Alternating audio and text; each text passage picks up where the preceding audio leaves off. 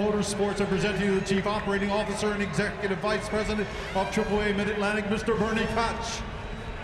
AAA and NASCAR, great combination. AAA members, help me. Drivers, start your engine!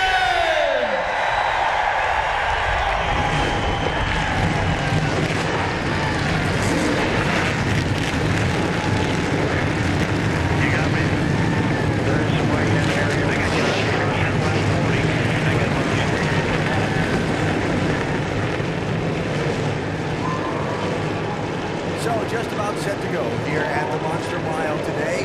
And our in-race reporter for this third race of the Chase is a man who not only drives that 5-car today, but he's had a ton of success at this Dover racetrack in the past. Mark Martin, a 4-time winner here at Dover across the years. Mark has made some 50 starts at this racetrack, and he'll be the man reporting to us from on board. We'll talk with him on the Pace Laps next. 42 years of racing at Dover. We've seen some great performances by some great drivers. Yeah, Rusty Wallace, Dale Jarrett among the winners here. And how about this guy, Mark Martin? I know that picture's from a little while ago. Mark's been racing here at Dover for a long time and is going to race again today. He's our in-race reporter for race 3 in the Chase for the NASCAR Sprint Cup. Starting lineup coming across the top of the screen. Martin Truex Jr. on the pole. His home racetrack, the site of his only NASCAR Sprint Cup Series win so far. He's really been running well lately. Watch for that 56 car today to maybe find a way into victory lane and be a big celebration if he does. Now, you're going to have to wait a while in this starting lineup before you get back to our in-race reporter, Mark Martin, the subject of this week's Gillette ProGlide profile. Mark's track record of success here at Dover, left column of numbers there, Andy, is terrific. His track record of success in 2011, right side of the column, not so terrific, but his best finish this season was here in May. Skeptic or believer on Mark today?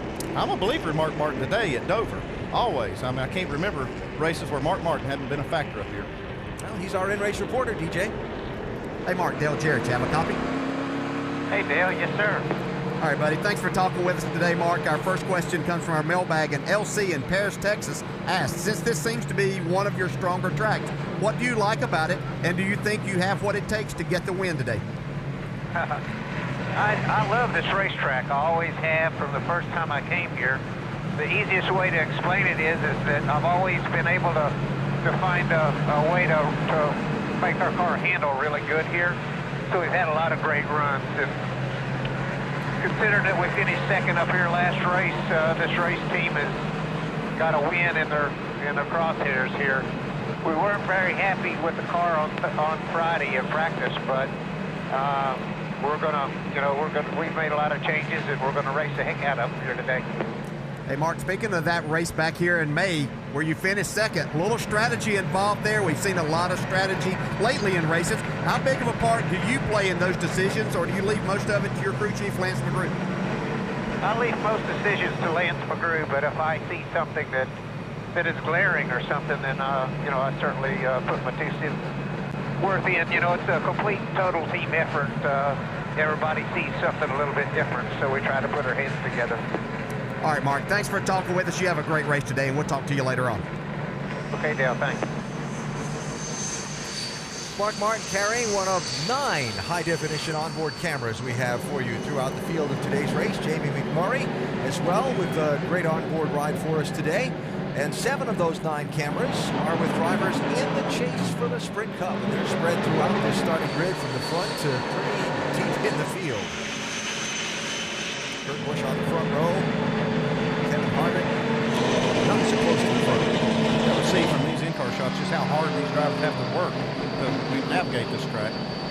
And our over-the-wall reporter today is the jack man for J.J. Yaley. Sean Irvin is carrying our camera, kind of the quarterback of the pit crew with that jack in hand. Have a great day today, Sean. All right, I appreciate it, man. You guys all have a good day out there. And a quick reminder that make sure you stick with us for our NASCAR non-stop coverage in the second half of today's race, as all throughout the Chase, today presented by Aaron's. Lap and a quarter from the green. Stories from pit road before they get started. Here's Dr. Jerry Punch. Thank you very much, Alan. After appearing almost invincible in the first 5 years of the Chase for the Sprint Cup, Jimmy Johnson has seemed somewhat human this year in the first 2 chase races. I mean, after all, running out of gas late at Chicagoland, having contact late in New Hampshire, he finds himself mired back 10th in the standings. But today at Dover, where Jimmy has won 3 of the last 5 races, this team believes their driver, nicknamed Superman, will set sail and soar toward an unprecedented 6th consecutive Cup title. Dave Burns. Brad Keselowski in the blue number 2 will never forget the first time that he raced here at Dover. It was 7 years ago, and his dad was the crew chief. That day, Brad was told, just go out there and run about half throttle. This place is tough, and I don't want you to hit the wall. Fast forward to now. Brad is 3rd in the championship. His team believes they can win, and Brad will be 100% on the gas. Yeah, there's still that wall thing, but I think Brad can avoid that as well. Vince Welch? Every team has tracks where their performance is better than others, and their expectations are higher. All right, guys, have some fun today. It was a good job last week. It's going to be good. Oh, yeah, buddy. Dover is definitely one of those tracks for Carl Edwards and his crew chief Bob Osborne in this 99 team. Top 5 finishes in 4 of the last 5 races here. If Edwards is to win the chase, capitalizing here at Dover will be key. Jamie Little? 13 years ago, Matt Kenseth made his Sprint Cup Series debut. Now 2 wins later, including this past spring, he's back. They brought the same car they won with in May, and although they're starting 18th, his crew chief Jimmy Fennick told me, that's above average for us, Alan. They're confident. Sure are. And we'll keep an eye on Matt today here at the Monster Mile. So, those are some of the stories as we get ready to go. Very grueling, very difficult, very demanding race on both car and driver with a lot at stake. Yeah, it really is. And we talked about it. We've got a cool day, so it's not, the temperature's not quite as high inside the car, but you still have a lot of work. Very physically demanding racetrack. Martin Truex Jr., Kurt Busch on the front row. Race number 3 in the chase for the NASCAR Sprint Cup on Dover's Monster Mile is underway.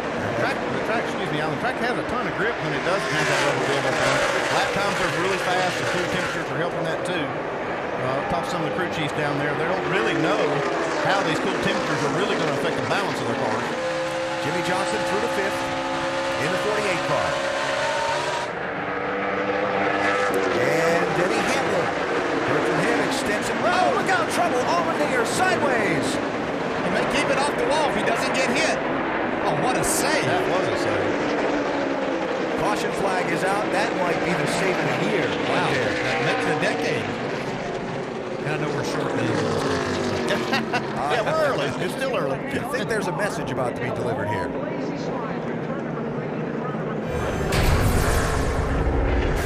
This is racing for 7th place. Yeah, that was a case that A.J. Allmendinger didn't feel like that Denny Hamlin was up there far enough. He was making his wide, normal arc into the corner. Denny thought I believe that he was going to be able to get that spot. And from that shot, they went under the bridge right when the contact took place. I'm telling you, you don't do that here normally. What a great job. That was a heavy slide. What a nice save. Look at the black mark.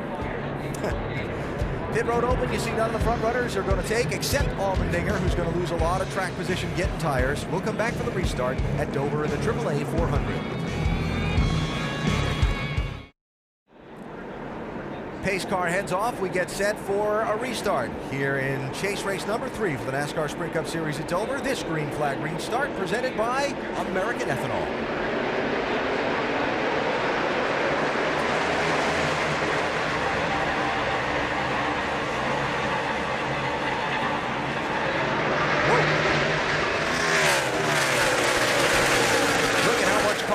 Lost ground, having to check up to avoid running over that 56 of Truex just in that one corner. Yeah, you see a ton of give and take on that restart. I'm not sure the 88 has a problem. I was watching him right before they got ready to go green. He actually pulled out of line, was weaving back and forth, and he's still losing spots.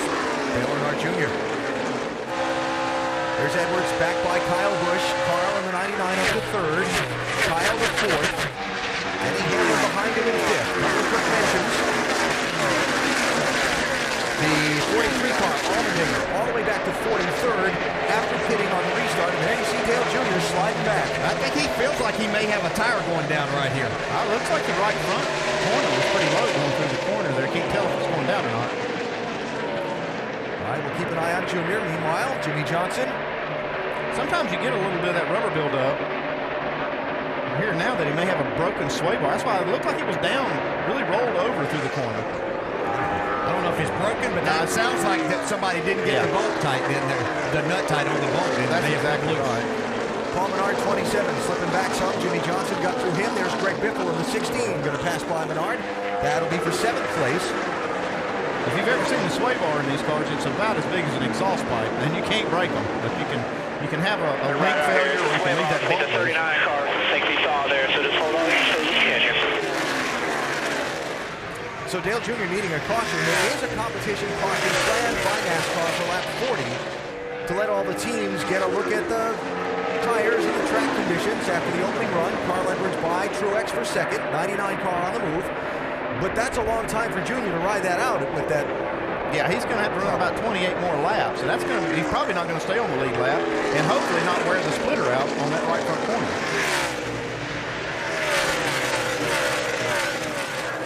One of the guys you thought would shake up the standings today, Carl Edwards, now through second. As we look back, all the way back to see the differential, back to where Junior's kind of chugging along for the moment. You can see from that shot right there that the sway bar is not hooked up. And it's just like you said, Dale, more than likely, 90% chance or more that they left a nut loose on the link. Yeah. You see, he knows he's got a problem right this there. is what I saw right as they got ready to start. He knew he had a problem. You can see right there.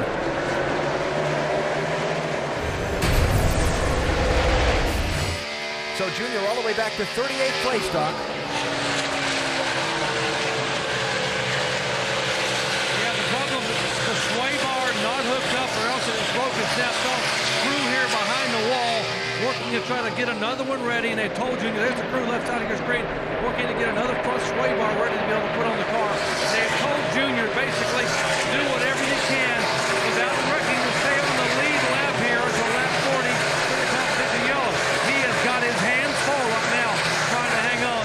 And to show you what this sway bar does, let's go to our Craftsman Tech Garage and Tim Brewer.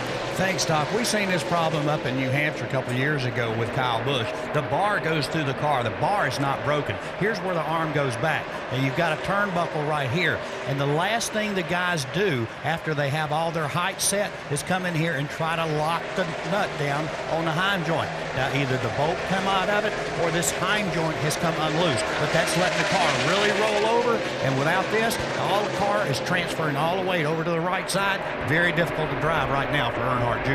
Guys? All right, Tim, thanks. And really, sway bar is a shortened up version. What it really is an anti-sway bar. And that's why you see Junior's car flopping around like you did, or rolling over like you did. Anti-roll bar. Yes. Caution is out. There is a report of a light shower. Peppering, well, there it is, on the lens of the camera on Junior's car. Yeah, and he was needing a little bit of rain right now for this to happen so they can work on this race car, get started prepared, because nothing good is going to come just staying out there running. Oh, this is a big break. They can change. They can fix this. Get in the pits and have a extended caution here for a few raindrops. This is helping a ton. You see the sway bar arms right there. We saw Tim Brewer show us. They're going to, figure out what they need from this set of parts.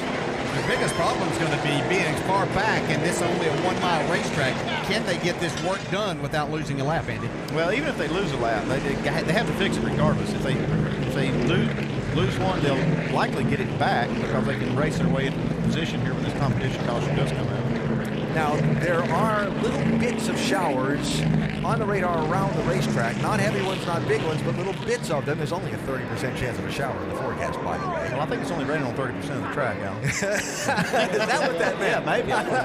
Okay. So, second caution here, waving at lap 19, and pit road is open. Remember, with the competition caution still to come at lap 40, most of the front runners not taking. And here's what that really means. You cannot take fuel until that competition caution.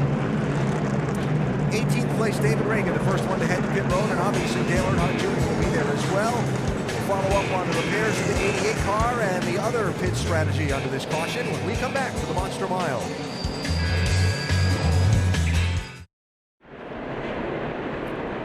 Back live at Dover International Speedway, Dale Earnhardt Jr. leaving pit road, rejoining the race. He'll be a lap down to the field after the repairs to that anti-roll bar on the front of his car, or more appropriately, the apparatus that holds it in place. You see the field coming off turn 4 for the restart, with Carl Edwards now alongside Kurt Busch on the front row coming to the green.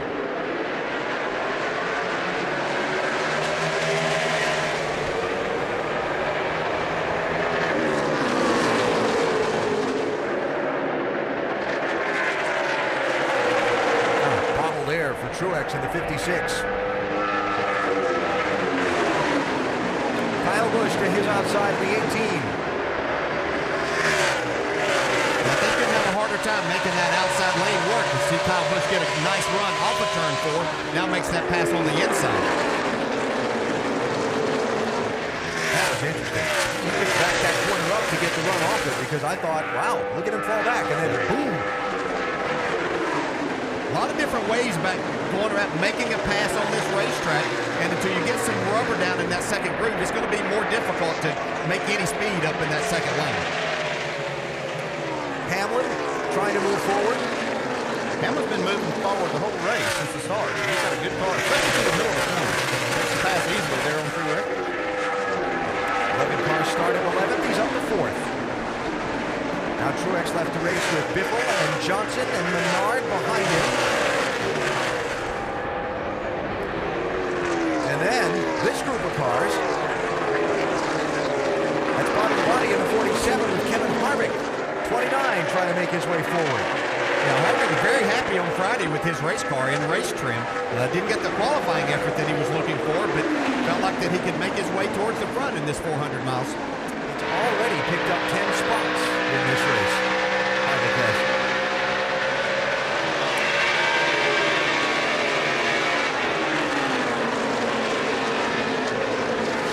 At the office with Kevin Harvick.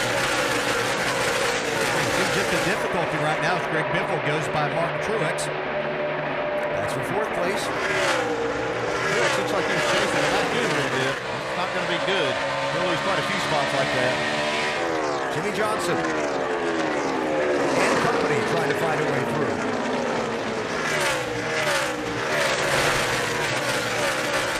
These guys just won't cut you a break, will they, Dale, when your car's not handling? Get up there, yes. Just like wolves, they attack as soon as they see any opportunity. Oh, hang on there, Paul. Paul Menard. Slide off turn 4.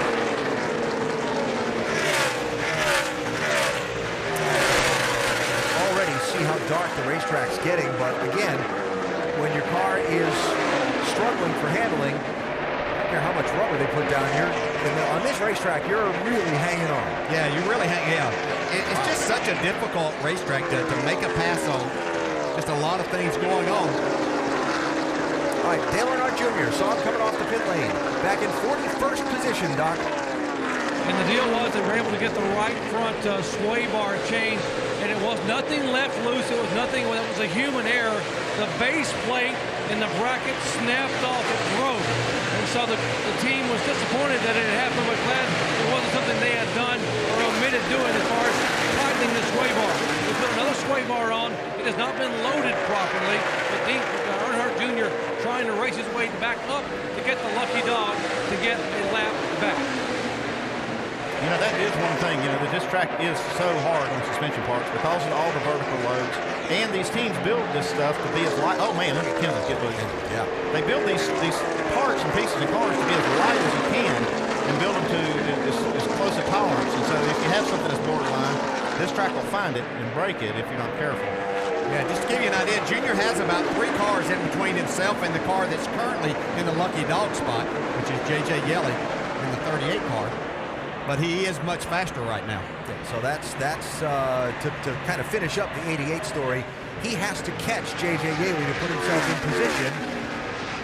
Meanwhile, the leader is going to be lapping some more guys at the pace he's setting, and that's going to make the task harder for the 88.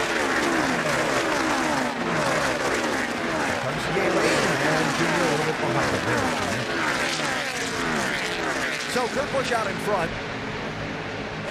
There's the gap. Carl Edwards hanging with him. Carl said his Cup car was better than his Nationwide car was yesterday. He only led 179 of the 200 laps yesterday, so only. Yeah. Lap times are still really fast. Watching these things, they're not falling off a lot from the fastest lap early in the race. And even though it's rubbering in, times are not slowing up.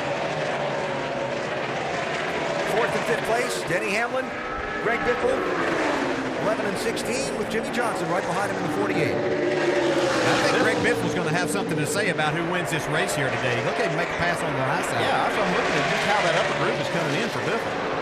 Kind of waved by a little bit. Yeah, I think Denny gave him a little bit of that. As you see Hamlin slip up, now he's probably going to let Jimmy go by. Looks like Denny may have just a little bit of a handling problem. His car really takes off. Maybe not what he's looking for in the longer run. So this is Dale Jr. passing J.J. Yeley and putting himself in position to get the free pass at the next caution. Yeah, and there's a good chance that Kurt Busch is not going to catch another car to put it a lap down here since we only have 4 laps before this competition yellow comes.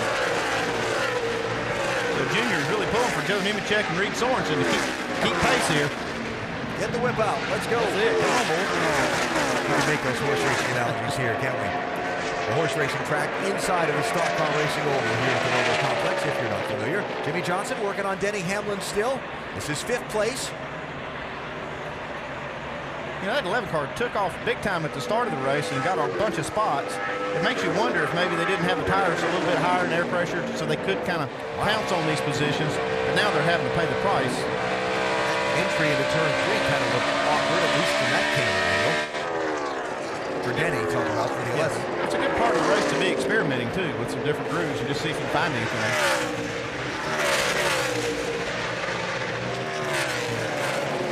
Here's the guy that's gained the most spots in the race so far in that 24 car, Jeff Gordon.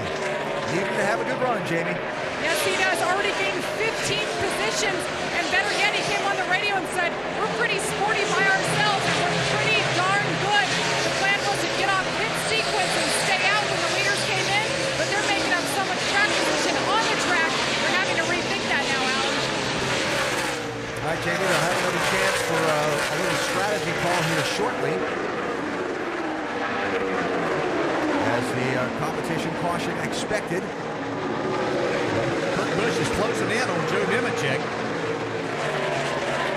This is critical for Dale Earnhardt Jr. that he does not get caution. There it is. Looks like Junior did race his way back into that lucky dog spot. Nice job by his pit crew to get all of that done and get him back out there. All right, so a few different things to discuss here at this caution at lap 40.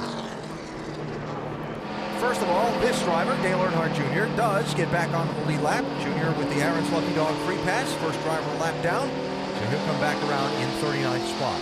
Second item of discussion, split field. A lot of the guys pitted on that second caution at lap 20. The guys that pitted there in the back half of the field now, but strategy window open for them. Yeah, it's Jamie McMurray, AJ Allmendinger by making that early pit stop. Looks like Joey Logano and Brian Newman. They can take 2 tires here without a lot of penalty because they don't have many laps on the left side. I think you're going to see some of the other cars take 2 tires as well. So it'll be interesting to see what they do. Time for the AT&T Fastest Pit Crew of the Year award. Fastest pit crew determined by the winner of each race. Fastest pit time, and you, the fans, vote. Text the car number to 234567 for your pit crew choice. Something else to watch for: pit exit. Contact between cars happens here at Dover all the time. We'll look for it. Doc?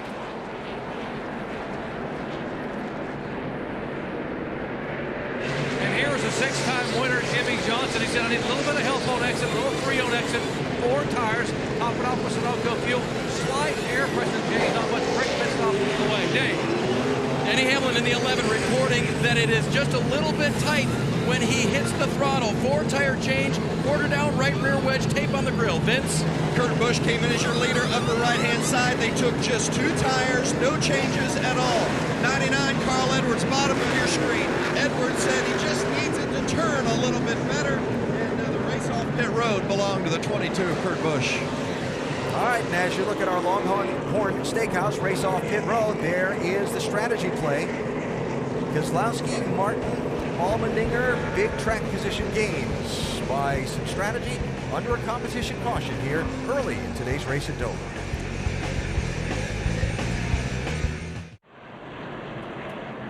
Coming to the green here at Dover, wrapping up the 3rd caution. Let's get some updates from pit road as we get set for the restart. Vince? Well, the 18 of Kyle Busch came in. He took 4 tires. He had a little bit of front end damage early in the race. They thought they wanted to take a good close look at that. Not anything to be concerned about, but he does need a little bit more rear grip, according to Kyle. Alan? Kyle, the first one on 4 fresh tires off this restart, taking the green in 6th position. A 12.47 stop on the 4 tires for the 18 team too. Looks like they're on it today. That big 3M logo coming at you. Great Hill had all kinds of trouble getting off turn 2. Yeah, lost a lot of ground there, stacked them up behind him. Seems to have regrouped. And Kyle Busch by Truex for 4th.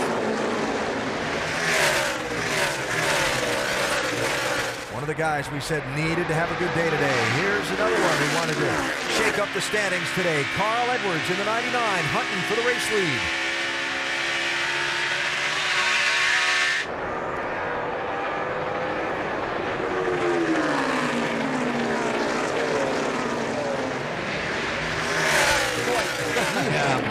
Just so good on these concrete surfaces. You know, it is a different feel as a driver as to what you actually, the feel you get from your car and what you're looking for. And Carl seems to adapt to that as well as anyone in this field.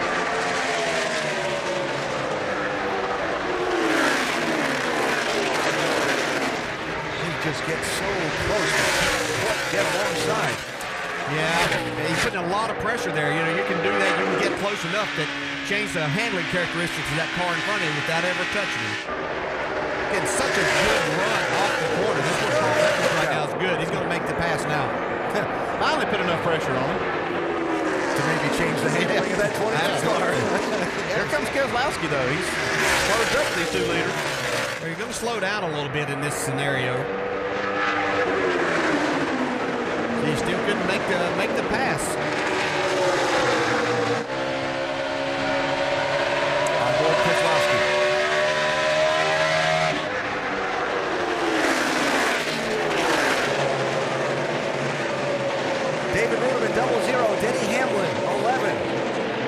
Back in the field, 12th place. Well, it looks like the handling on the 11's not quite as good as what it was at the beginning of the race that Andy was talking about. Yeah, it just went away. I thought maybe it was just because he put some laps on the tires. Whoa! Whoa, man, check that out. And for the lead, it's got him this time. Racing everywhere. So Carl Edwards out in front. He better get going because there's 4 tires on that 18 car coming in. And Jimmy Johnson picking up a spot there. That's 5th place on the 48 car. Update on 5 time from Doc. Who, by the way, is also a 6-time winner here. How does he do it? Well, they think about what's going to happen on this racetrack and plan ahead. Listen in to this. 22, 99, 56, 2, 5. All took 2 tires. You're going to eat their lunch. Nice.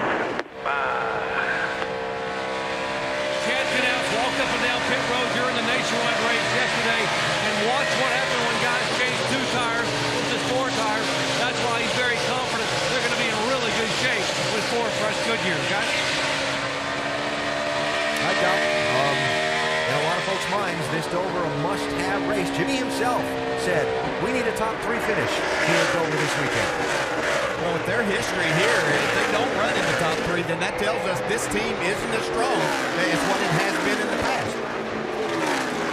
Recoveries. Yeah. This is a racetrack that we talked about on Friday. Great track for A.J. Allmendinger. He's going to let a lot of laps here, and it just seems to have taken to this high-banked concrete surface. That, can't even call it a spin. I don't know what it was, but it's a great save for sure. But he's doing a nice job moving back up towards the front, Dave. Yeah, I called a save, DJ. That was big time when he got tapped by the 11 car early. They have recovered. They've hit it a couple of times. And as you said, AJ runs so well here. I saw him this morning. He said, I have high expectations of myself here. He led, I think it was 143 laps here last year, and he knows how to get around here. Now he's got track position again, back into the top 10. Allmendinger racing for 7th spot when he got tapped by Denny Hamlin. Just 5 laps into the race. Went all the way back to 43rd place. Remember, they took just the right side tires on the pit stop. As Dave was talking about the strategy there. 43 working their way back forward. Yeah, you can call it a spin or you can call it whatever you want. I call it a big wreck. That didn't happen. I mean, he was all over the place.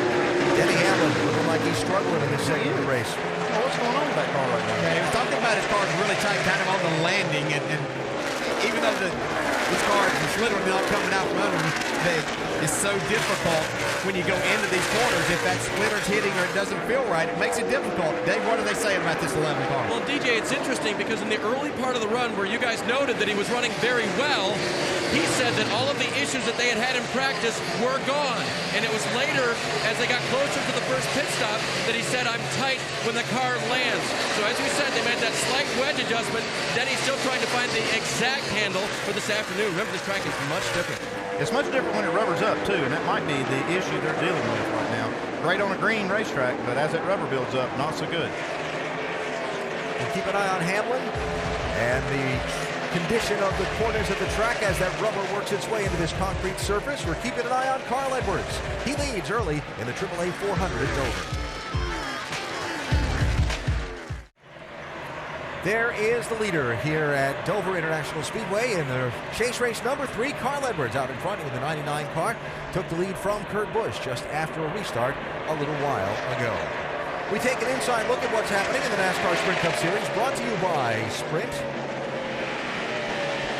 As Jimmy Johnson works his way around Brad Keselowski to pick up the 4th position. We'll mention that Johnson has led the most laps in the last 5 Dover races. Been a really good track for him. And Kurt Busch has led the most laps so far today. Kurt, starting on the outside of the front row, has led 46 of the 68 laps. Get closer to the NASCAR Sprint Cup Series with unlimited access to highlights, news, and more. Learn more at sprint.com/speed. Kevin Harvick making some noise so far. In this race, Tony Stewart making the most noise in this chase so far.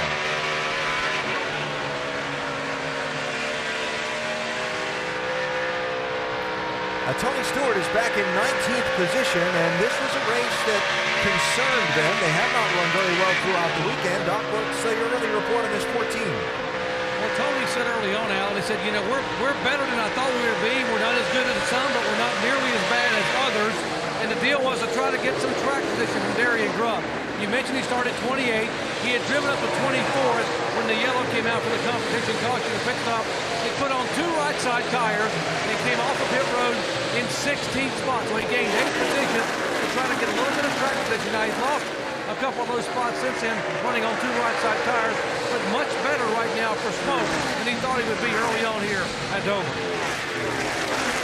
I don't think there's any idea that he has to be somewhat happy. They made a lot of changes to the car, and they seriously were thinking a top 15 here today would be really, really good and give them an excellent chance at this championship. Got 3 of the championship guys running right together there. Matt Kenseth, 17, Tony Stewart, 14, Jeff Gordon, 24, and this is in 18th, 19th, and 20th.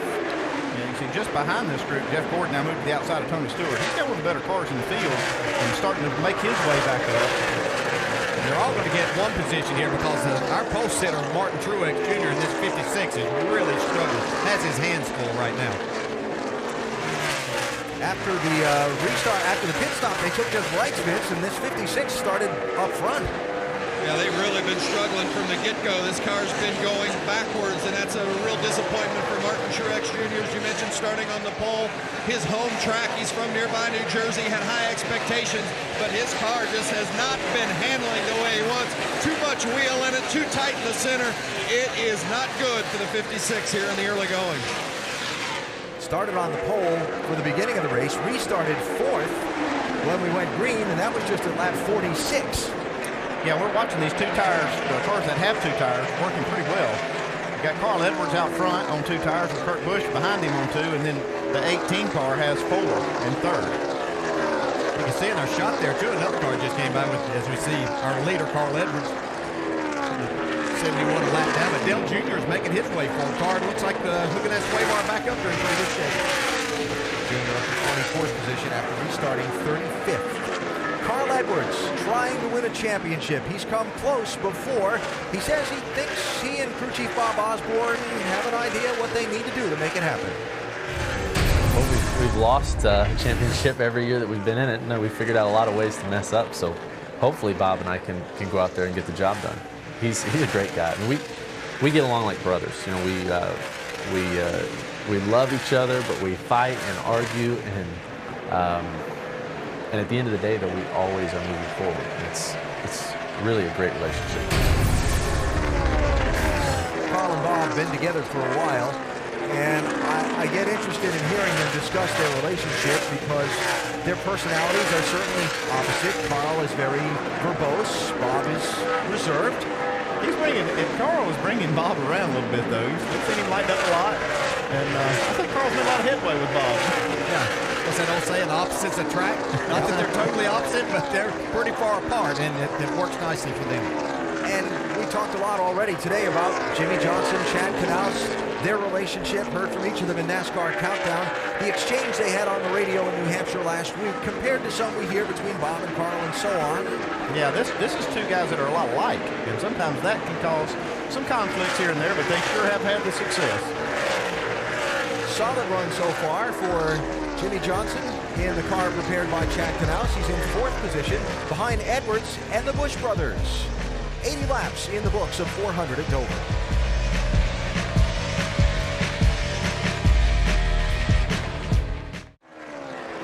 That 16 car, Greg Biffle, is right there in 4th. That thing's come alive here. It took Biffle's car, looked like about 20 laps to really get going. He's marching forward right now. And just behind them, Jimmie Johnson, who just gave up a spot to Greg Biffle, the 5-time champ, in 5th position at Dover. Watch Jimmie Johnson's helmet in reference to the headrest here. Yeah, you can see how much vertical load there is in this racetrack. As soon as Jimmie goes down into these high bank corners, all that compression sinks his body down in the seat. You see he's just planted down in the seat to the corner. As they hit the straightaway, then all his forces kind of release and kind of see him come up in the seat and then back down again when they go in the corner. It's got to be a physical strain on the driver. Yeah, this is a tough racetrack, and what we're not seeing there is a level that it puts on your neck, the strain that you have there. Really want to throw your head and helmet to the right side, so you have to be in good shape, and that's why Jimmie Johnson does well here, because he works hard in the gym. Jimmie running in 5th as we go up to speed, Doc. You saw a moment ago Jimmie Johnson going in the corner. You see how he rolls out and gets the car on the bottom of the racetrack? He said the car is getting free when he crosses that strip of rubber. He said he has to roll out and get below the rubber, and that helps the car. When he crosses that rubber on the track, the car is getting freer and freer on landing. That's why he gave that spot up. Next. Doc, Brad Keselowski took 2 tires on that last stop, picked up 10 positions on pit road. And remember, these cars don't have onboard computers sending data back to the crew chief, so the driver does it. I'm about a 1-3 on entry. Not bad. 1/3 is okay. Not great, but okay. And then late center, like right in here, I'm just a little weak with the front end. And then on exit, initial throttle, I blow through my front rim with a late exit snap as I merge to the wall. Incredible data. Crew chief Paul Wolfe then said, "How are you from the first run?" He said, "A little less stable in, but better ride quality, and that can equal speed. Speaking of speed, we already said A.J. Allmendinger loves this place. In fact, last week, crew chief Greg Irwin told me that while they were at New Hampshire Motor Speedway, all he could do was talk about the Dover setup. What I do here. He said he was very animated about it. Wanted to talk all weekend about it, and Greg's done the best he can to give him that setup, running very well so far. Doc? And speaking of running very well, I'm going to call for the 00 of David Rudiman, a team that really needs a good run. They have run well, but not gotten the finishes they would like. In fact, the 00 has finished 26th or worse in the last 5 races. Only one top 10 in the last 16. But they started 14th. They had a 4-tire change and are now finding themselves moving up to 8th position. David said the car a little bit loose on exit. Jamie. And Kevin Harvick battling with Mark Martin to move into the 9th position. He did clear him. Now this morning, walking up and down the garage, many crew chiefs pointing at the 29 saying they were very stout. So I asked Dale Martin, the crew chief, he said, of all the chase tracks we go to, this is the toughest. No matter what anybody says about us, we have our work cut out for us. Our in-race reporter, Mark Martin, running in the 10th position now in the green number 5. The car was a little loose on that last run. Oh, this can make it even looser if they go 3 wide. They took 2 tires, and Mark felt that may just handle the handling situation. They made no changes, but it is still a little free. And now you see Casey Kane going by both the 27 of Menard and trying to get by Martin. Jamie? Hats off to Marco Sampo. Started the day 12th and perked a lot of people's eyes up. His car has been pretty good. He's a little bit loose. This team is one that is desperate for a good finish. They finished 15th, actually 19th or worse, 5 of the last 6 races. This could be a good track for him. So far, just a little loose, a little free. Alan? All right, Jamie, thanks. Long green run here. Leaders put several cars a lap down, including the pole sitter, Martin Truex Jr. Coming up on green flag pit stops, expect him in another 10 laps or so. Joey Logano now falling prey to race leader Carl Edwards. As we're through a quarter of the distance at the Monster Mile today, some early excitement. A.J. Allmendinger with a huge save early in the race. Crew chief trying to figure out what the right strategy is.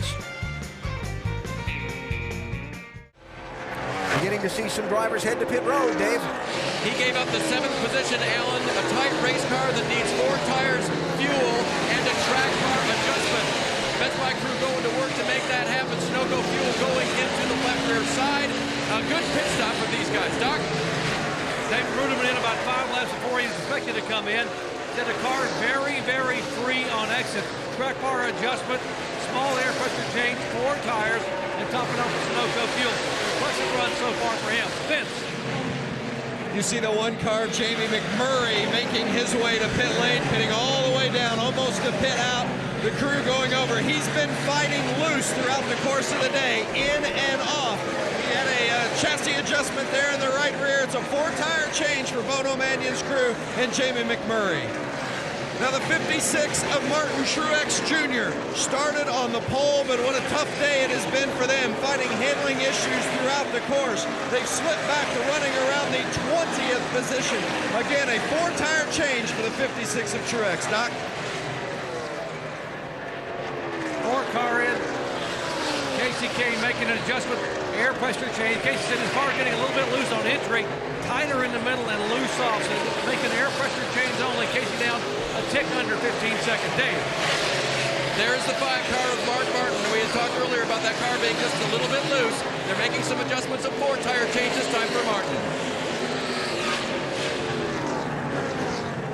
And Kevin Harvick and his black and pink green Chevrolet, air pressure adjustment, filling up with Sunoco fuel, no adjustments in the back. The car has been pretty good. The 22 of Kurt Busch, he's led a lot of laps today, but Busch wasn't particularly happy. They made a chassis adjustment, an air pressure and 4-tire change on the 22. Now the 99 of Carl Edwards comes in after being the leader. Edwards says it's a little bit free, but he and crew chief Bob Osborne had a long discussion about whether they should make any changes. They decided a half a round a wedge just to snug up Edwards a tick. It's a 4-tire change for the 99, Jamie. And the 17 of Matt Kenseth has been charging his way forward, says he's mostly too tight, complaining of low grip, air pressure adjustment, hand wedge, 4 tires as well. Jeff Gordon is now in his pit box. They wanted this green flag stop. Want to get 4 tires here. They were worried about where they were headed this week on pit road because they qualified so poorly. Jacked up the left side, the Fuchsia has given Greg Biffle another good race car this week. They had a strong run last week in New Hampshire. It's just a little bit snug and a tick 3 off. 4-tire change in air pressure for the 16. Doc. Jimmy Johnson coming in for his second scheduled stop in the car. Remember, it's 3 on landing. They will make a track bar adjustments in the car. Just 3 when I go across the rubber on the racetrack. Right side tires on, left side tires on. No issues so far. They've already made the track bar adjustments. Now again on the left side. Again, Thorfield, he's away. All right, that's for the most part going to complete the cycle of pit stops among the leaders. Greg Biffle and Brad Keselowski coming back to pit road. Keselowski to complete the cycle of stops. Biffle for a pass-through penalty because the first time he tried to come to pit road, he got way too much. He tried to get way too much to get to the entrance of pit road and made the commitment cone, but then could not make pit road. Had to go back out on the track. Dave? Double checking, they are coming to pit road for the first time during this cycle. Remember, Brad had been running in the 6th position. He did stay out and lead lap. The car this time, we heard the lengthy description. Paul Wolfe, his crew chief, asked if it was still the same, and it was, so he will get a wedge and air pressure adjustment on the 2 car. He is out of here. All right, Dave, so that completes the cycle of pit stops for the race leaders. It puts Carl Edwards back out in front. Great for Biffle. He was running way towards the front. Just tried to get too much there. And let's show you what happened to Greg Biffle when he tried to come to pit road for his stop the first time. See, he gets down there off the track, and he's made the commitment cone, but he's just got too much speed. He can't make that entrance. So because he went below the commitment line, but didn't go to pit road, there the pass-through penalty for the Biff, and that's going to drop him way back in the field. We'll update his status when we come back to Dover's Monster Mile.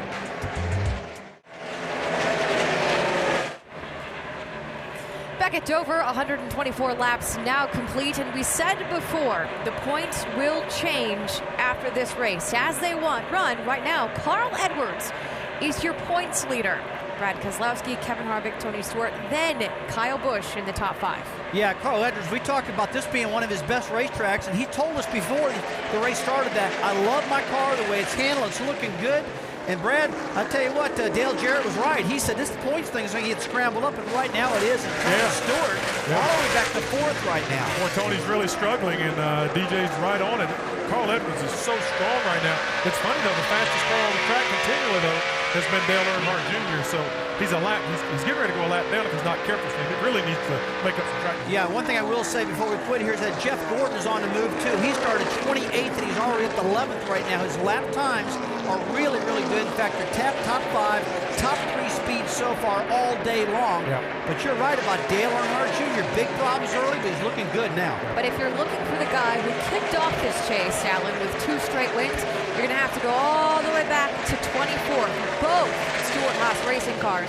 Ryan Newman, 23rd, Tony Stewart in 24th. Yeah, and lost a lap to the leader in that exchange of green flag pit stops is the important fact there. So Stewart and Newman both losing a lap to Carl Edwards during the shuffle of green flag stops, and that's going to hurt them. Also during the green flag pit stops, we saw the Greg Biffle penalty. Biff was running 4th at the time. He's 31st, a lap down. Ouch. No, we talk all the time, whether you're involved in the chase or not, you can't make mistakes and give yourself a chance to win these races. It's just the competition's too close. Big mistake by Biffle. See if they can make it up throughout the day. That is out the back bumper of Dale Jr.'s car. And that's the race leader. Yeah, a few laps there in that run. Junior did have the fastest car. It's obvious, though, that Carl's had the fastest car over the long run. Haven't been with us the whole time. Dale Jr., early in the race, had a sway bar arm mount on the front end of his car fail. He linked around for a period waiting for a caution with the car kind of flopping back and forth on that front end. They lost a lap making repairs on a pit stop, Doc, and now they're trying to hang on to the lead lap again. And Alan, it's about as good as I've ever heard Dale Jr. talk about a race car. He has got a race car, folks. He went back and restarted 35th after losing that lap. That's a lucky dog, as you said. And now on the pit stop a moment ago, he said, don't change a thing. We've got ourselves a race car here now, trying to hang on in front of Carl Edwards right there. But Dale Jr. thinks he's got a car that could be a top 10 contender, if not better, if he can get some track position. Right now, he's got a mirror full of Carl Edwards. Now, I want to balance out the two seemingly conflicting points of information here. Hal Jr.'s got a good car, but he's about to go a lap down. That 88 could be good, but that 99 car is a rocket today. Yeah, and you get some different things here. Junior's having to battle every one of these cars. Talk about going back to 35th. He's had to pass all of these without the benefit of a move-over flag or anything like that. Carl Edwards has a fast race car, but he's getting the benefit of the flagman giving some of these cars a move-over flag that the leader is coming. So you can have a good car, and it makes it more difficult. And this move-over flag that I'm talking about is for the leader coming. It gives cars that he's trying to put another lap down or lap down the message that, hey, here comes the leader for you, and it's displayed to those cars that are getting lapped. Blue flag with a yellow stripe across it. It's sent out. It is a courtesy flag. It's not a must flag. That would be shown by the starter when he depends on how much courtesy you want to show sometimes. I wouldn't call it. And going that first lap down, you're not going to show a lot of courtesy. How about the leader, Vince? Really is a rocket today. It is indeed, and maybe the biggest issue for the 99 so far has just been that lap traffic. You saw him get around McMurray a moment ago, and his spotter was warning Carl, be careful, that one's got his hands full, encouraging Carl to be patient through this traffic and take care of his race car. There's no doubt he's got a fast one, but they got to get it to the end. So far, so good for the 99. So good that Edwards has now led the most laps in this race. He's been out in front for 79 of 136 laps that are about to be completed today here at Dover. Check out NASCAR.com/RaceBuddy to watch coverage live from Dover today. Follow your favorite drivers for free with 8 live camera views.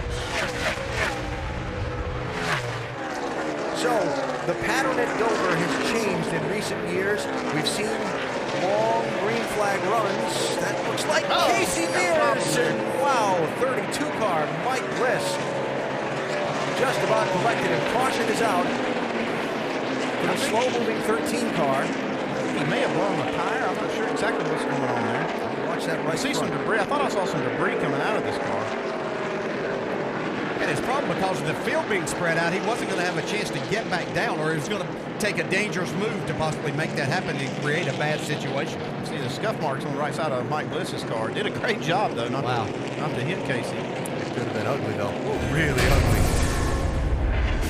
Right here, he's just trying to stay out of the way Casey Mears was in this 13. Here comes Mike Bliss. It's like, whoa, where did that car come from?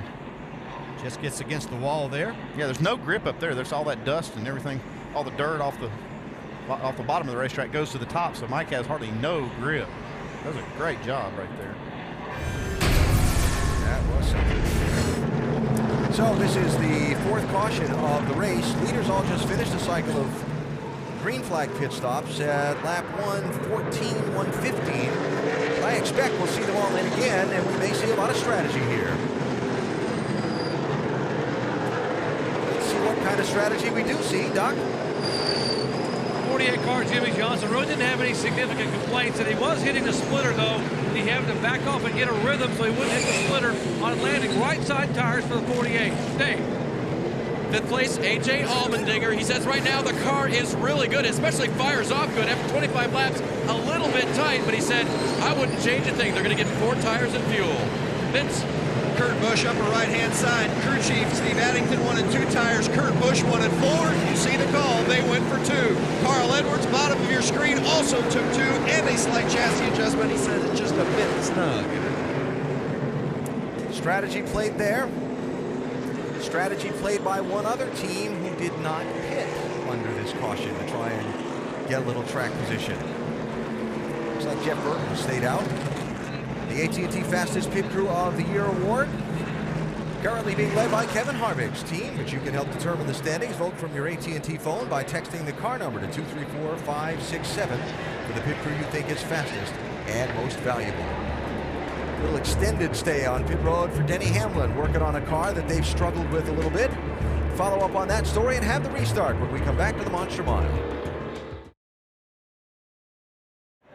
Getting set to go back racing, Jeff Burton will be the leader by not pitting Carl Edwards. First off pit road, Vince. It's been a good car for Carl today, but Bob, what's been your reaction to the 2 tires versus the 4 tires? We're just trying to keep track position. The car does handle a little bit different for us on 2/4, but it's just what we got to do to stay up front, I think. So far, so good, Alan. Hi, Vince. Thanks. Carl to restart on the outside of Jeff Burton. Jimmy Johnson giving some feedback a minute ago. I know the rubber laying down is a bit tricky. It's picked up again here. Most of it's all gone again. 10-4. I just found it interesting, you know, we pitted under green, and the first few laps I was nervous about going that fast and running across the black. Nothing happened, and it was good for a long time, and I guess it's tire pressure related. Once the tires get pumped up, the tire doesn't have any dampening left when you run over those black patches. Good feedback there from the 5-time champ as we go racing.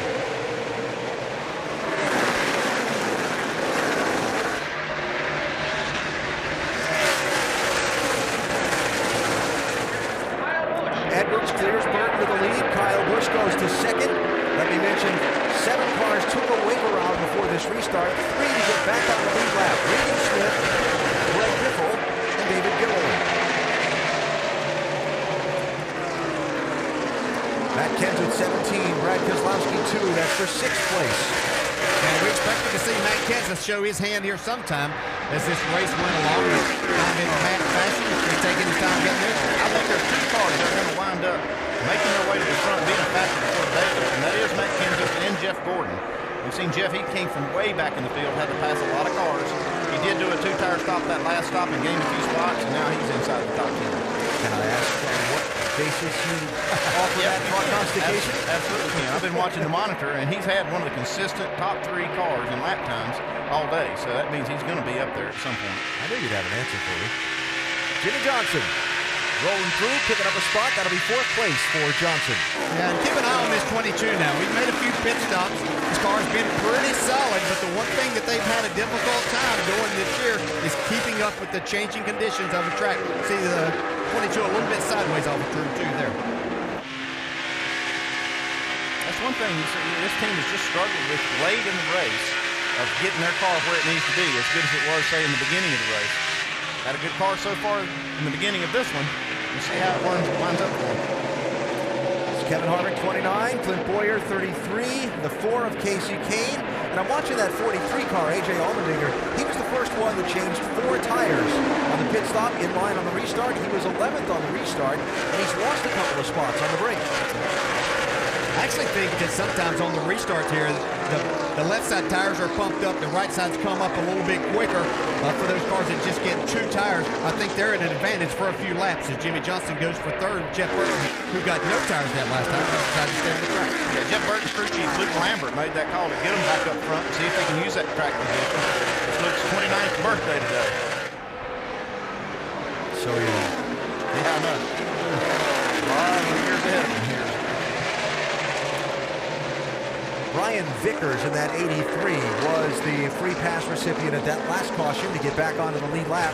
Tony Stewart had just been on pit road under the green, did not stay out under the caution to get a wave around and come back on the lead lap. That's kind of puzzling to me. I mean, Dale and I both kind of looked at each other like, why wouldn't you take that opportunity now to try to get that lap out? We saw Biffle do it, and we'll see how it works out for him, but I just thought that was a good opportunity because they kind of passed on him. Yeah, he and his teammate Ryan Newman, who is right in front of Tony on the track, both chose that. I thought we might see them stay out there. Here comes Kurt Busch going by Jeff Burton. That's 4th place for Kurt. Yep.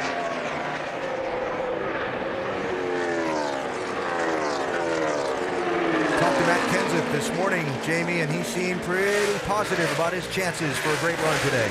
He really was, and so is Jimmy Fennig, his crew chief. But, you know, Matt is the first one to say this is his favorite track. Now, what is the car doing right now as you see Jeff Burton all over the back of him? He says it's awful in traffic. We're aero-tight, but it's pretty good. Pretty good. That web adjustment was great. Little strategy there that took 2 tires on the last stop, Alan. He's solving some of that traffic problem by passing these guys. He's getting more clean air to his nose. He's doing it himself. Another guy who's had great hopes of having a good run today. Marcos Ambrose in that 9 car. Finished 3rd here in the race in May. He's one of the teams that made the call for just right sides on the last pit stop, gained in some track position, which he held for the rest of the race. And Marcos loves this racetrack. It's a place where you can really feel the speed and feel the challenge. This would be one of the most opposite tracks that you would think of that Marcus would be good on. Such a great road racer. And this is almost the opposite of road racing Richmond at this high bank concrete track. But he's got a crew chief that knows what he's doing when it comes to strategy too, Dale. Yeah, Todd Parrott does a great job with that. And also I think that one thing that plays into Marcus's hand is he's a pretty aggressive driver, and you're rewarded for that, just like we see Jimmie Johnson here. What I'm seeing, some cars that really like this 2 tires, and I'm seeing this 48 car kind of liking the 2 tire change here with some adjustments they've made, really moving forward right now. Yeah, because he got 4 tires after the competition caution and really didn't charge to the front. He maintained real well. He didn't charge to the front. We see him now kind of going forward. Trying to put the press on Kyle Busch for the runner-up spot. NASCAR fans voted at sprint.com/speed on the driver they wanted us to go on board with, and Kyle Busch was the top choice today, so we go on board now with our Evo Cam and ride with Kyle. Okay, hang on. Ride with Kyle. Better hang on tight. Look at that. See that big bump, how they get in the corner there? You can see right there, Jimmie Johnson really getting in the gas in the center of the corner, able to gain when Kyle Busch coming up out of the corner.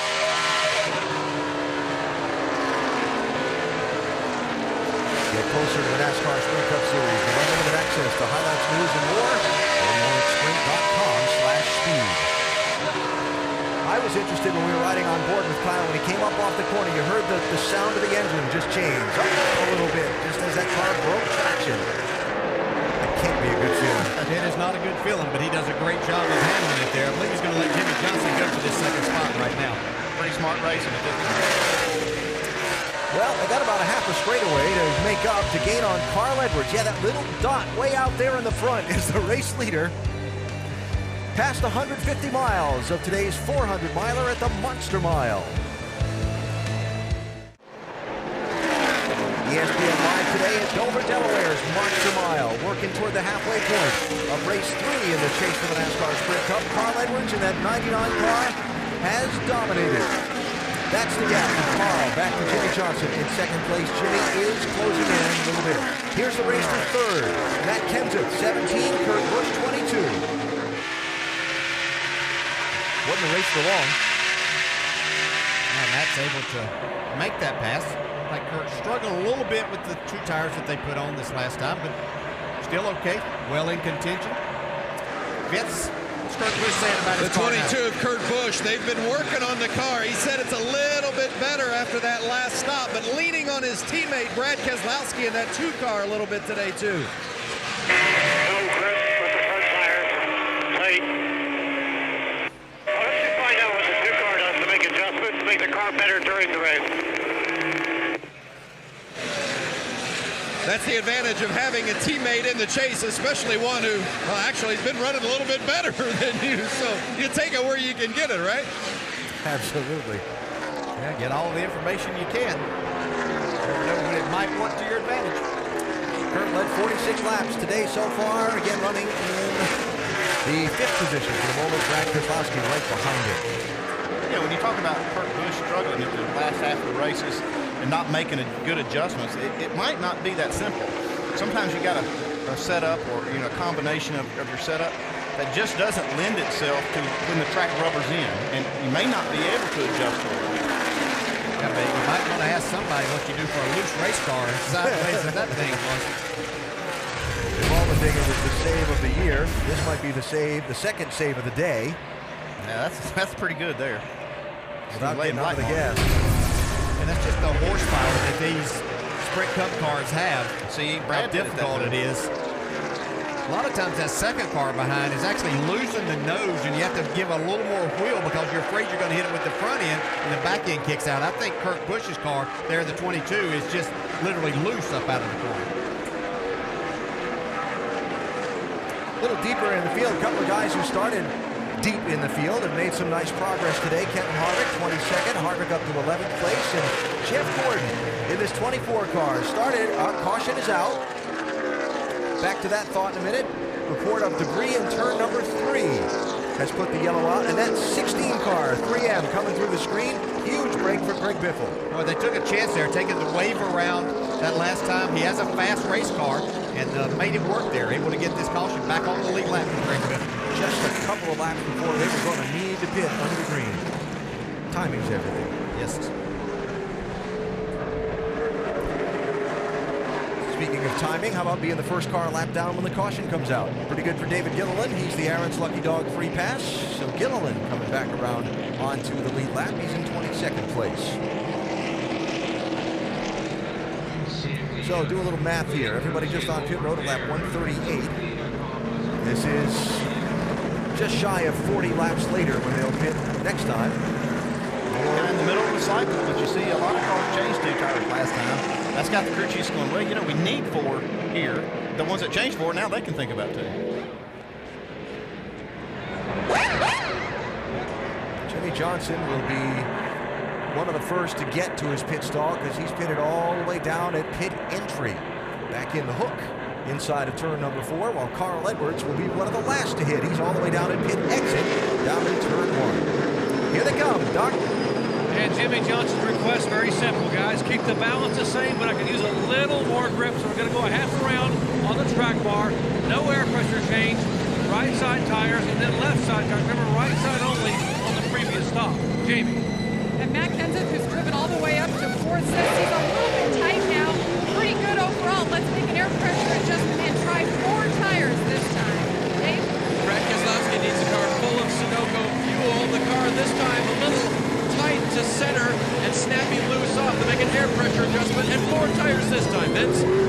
Carl Edwards really likes his car. They're going to make a 4-tire change this time. He said, since you're going to 4, why don't you snug it up a little bit? So they made a slight air pressure adjustment. A.J. Allmendinger, the first one off pit road. Yeah, Vince, going to see some strategy. Check it out. Allmendinger, Harvick, Ruderman. So we'll have a new leader when we go back racing here at Dover.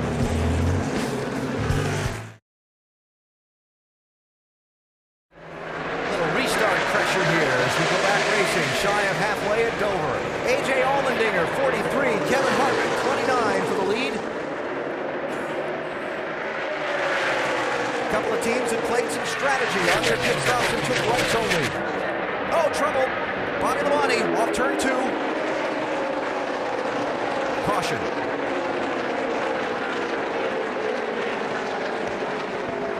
How did that not get uglier than it was?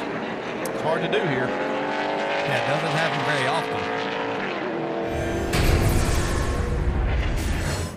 Oh, thought there was a hole there. David Reagan happened to be there. Just a little contact with the inside wall and the left front fender. From Tony Stewart. See, it looked like he had a hole, and Reagan got a good run and closed it up real quick on him. And I'm sure that his spotter probably told him there was a hole there, but by the time Bobby made that move, David Reagan had filled that spot. Bobby was 25th at the time. Front end held up pretty well with that lick he took on the inside wall. And caution going to work out well for Jamie McMurray and Juan Pablo Montoya, who took the wave around to get back on the lead lap. By staying out on that yellow, they're going to be able to come in and pit and be right back inside.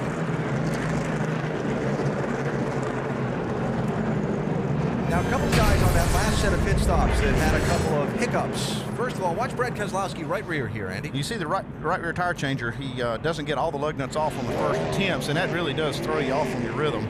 They do a really good job, though, of recovering on this pit stop and not losing any more spots than they did. Fell from 6th to 10th on the pit stop. A lot of times that will really throw you off mentally, and you kind of mess up on the other side, too, but they did a good job. And the other guy on the last set of pit stops that really had some troubles was Jeff Burton. Now, this is him live on pit road. He's just come in and left his pit stall. But Burton came down the pit road in 8th position. Look ahead of this 31 car right here, left. 10 away, right sides only. 5 away, 4, 3, 2, 1. So that was Kevin Harvick. Burton had to stop back up into his pit stall. He fell from 8th to 22nd at the time. Our in-race reporter today, Mark Martin, is lead lap. He's running 16th, DJ. Hey, Mark, Dale Jarrett, you have a copy? Hey, Dale. Hey, buddy, we've seen this rubber situation on the racetrack as the corners get a little bit darker, but it looks like more of a buildup in some areas. Is that creating a problem for you? Yeah, that causes a problem for everybody. It cleans off when you put new tires on. That seems to clean it off, but then you get a long run, and it builds up at the exits of 4 and 2 and the entrances of the 1 and 3, and it becomes real slick, almost like ice. So it's kind of hard to deal with. All right, look like you're doing a pretty good job. 1 to go there. Good luck, buddy. Thank you. Mark Martin running in the 16th position. Matt Kenseth, funny, we talked about that rubber buildup this morning. Mark talked about it being like ice. Matt said to me it was like running through slush. And I said to him, well, viewers in Florida aren't going to understand what that's like. And he said, they'll figure it out. Check it out. Yeah, it just makes it, the car will just, the front tires will hit it and take off. It's actually whichever tire you kind of get with it. This right here is the hardest part of it. You see how it collects in that one line? That can cause a lot of problems. And I saw this just a second ago from another shot, and I think this might be what Jimmy has been talking about when it starts building up this really tough. It's not the thin film that is have a problem with, it's that buildup. Yeah, that will make you adjust your line sometimes, whether you want to stay below that or if you're going to try to straddle that. So if you're going to straddle it, maybe you can drive in a little bit harder, let your car carry a little more speed. Otherwise, if you're trying to stay below it, you may have to back the corner up some, back out a little earlier and stay below it to get that run. And see how where the cars are now, all the rubber is picked up off the track. It'll get put right back down when they go back racing. It's a fascinating phenomenon that's kind of relatively new this last year or so. Yeah, basically what's picking that rubber up, what will pick it up, are those cars that stayed out there and just got, didn't just stay out, but got 2 tires. Those left side tires that they left on there that have a lot of heat in them will actually pull that right up. Now, the next thing you have to do is make sure that you really scrub your tires. And of course, all of these cars up here have a little bit of heat in them. But the ones before that, the ones I'm speaking of, they'll pull that up. So really get your tires cleaned off. Tony Stewart's been struggling here, Doc.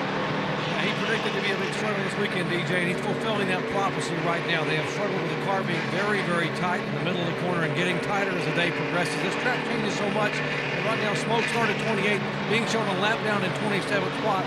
They have air pressure back in the right front, took a rubber out of the left rear, making big swing to try to help Tony be competitive and maybe get a lap back.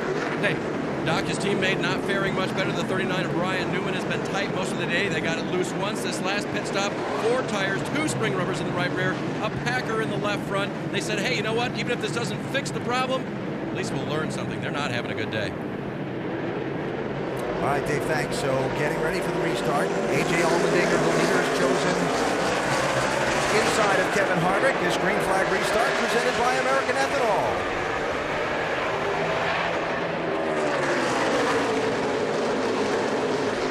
Be very short time when we see this 48 car of Jimmy Johnson take the lead.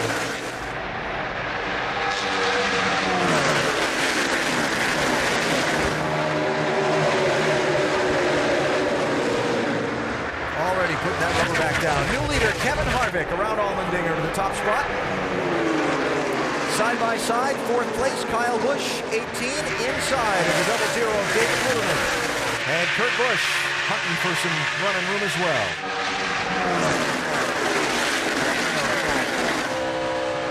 Important Kevin Harvick to get that point for leading a lap, as he is the points leader right now, trying to win that first Sprint Cup championship. And if this thing is as close as we think it's going to be coming out of the end of that last race at Homestead Miami Speedway, those bonus points for leading a lap or leading the most laps could be the difference in the title. Junior's got this thing rolling though. He fixed that sway bar and he's been steadily working his way back up. 88 car in 16th place, just took it away from his teammate Jeff Gordon.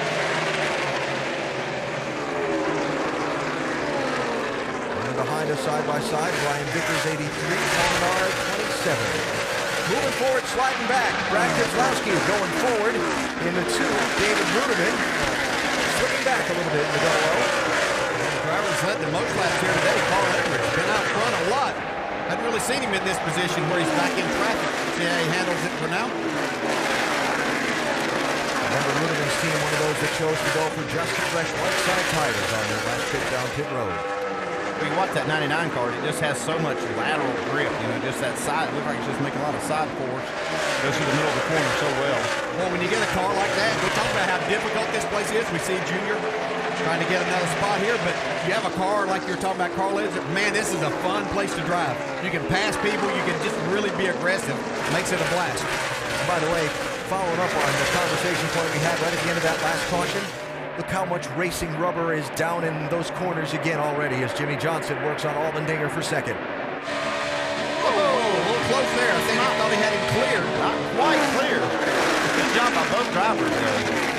Yeah, that's a little give and take there. And as you come out of these corners, sometimes you might not think that you're clear, but you've got that momentum and you just can't keep it off of there. And you're hoping that the driver back there gives you a break. A.J. Allmendinger did that for Jimmie Johnson right there. Allmendinger's been sideways enough for one day early in the race. Check out NASCAR.com/RaceBuddy to watch coverage live from Dover. Follow your favorite drivers for free with 8 live camera views. Watching a pretty interesting race. It's not quite to its halfway point yet and had a lot of different storylines develop already. A lot of strategy, some people recovering from early problems, and a lot of different guys working their way at different times lately to the front of the pack. Carl Edwards dominated a good chunk of the first half of this race, but we've seen a variety of others in recent laps shuffle their way to the front. That's a great shot coming out of turn 2. You can see the 29 car, Kevin Harvick, our leader, wiggle a little bit there. What he's seeing is that Lowe's in getting bigger in his mirror. One of the problems with this racetrack is that banking. You pick up all that load, and the rear tires, you get in the throttle, the rear tires stick real well. These cars make 900 plus horsepower, but as you come off the corner and that banking unloads, you have less traction there, and at that late exit's where you see a lot of cars spin the tire. Kevin Harvick took 2 tires this last time. That would have been 2 times in a row that he had gotten just those right sides. I'm wondering how long that may last for him. We'll have to see if he can hold on here throughout this run and keep his track position as Johnson takes the lead. Bonus points. Actually, Jimmy got one earlier during a cycle of green flag pit stops. But 5-time champion who came into this race with a lot of eyes focused on him, being back 10th in points on the day, saying he needed a top 3 run, a place where he's won 3 of the last 5. He's out in front, just shy of halfway, while Carl Edwards picks up a spot as we approach the midway point of the race. Midway means it's time to go NASCAR non-stop, presented by Aaron's.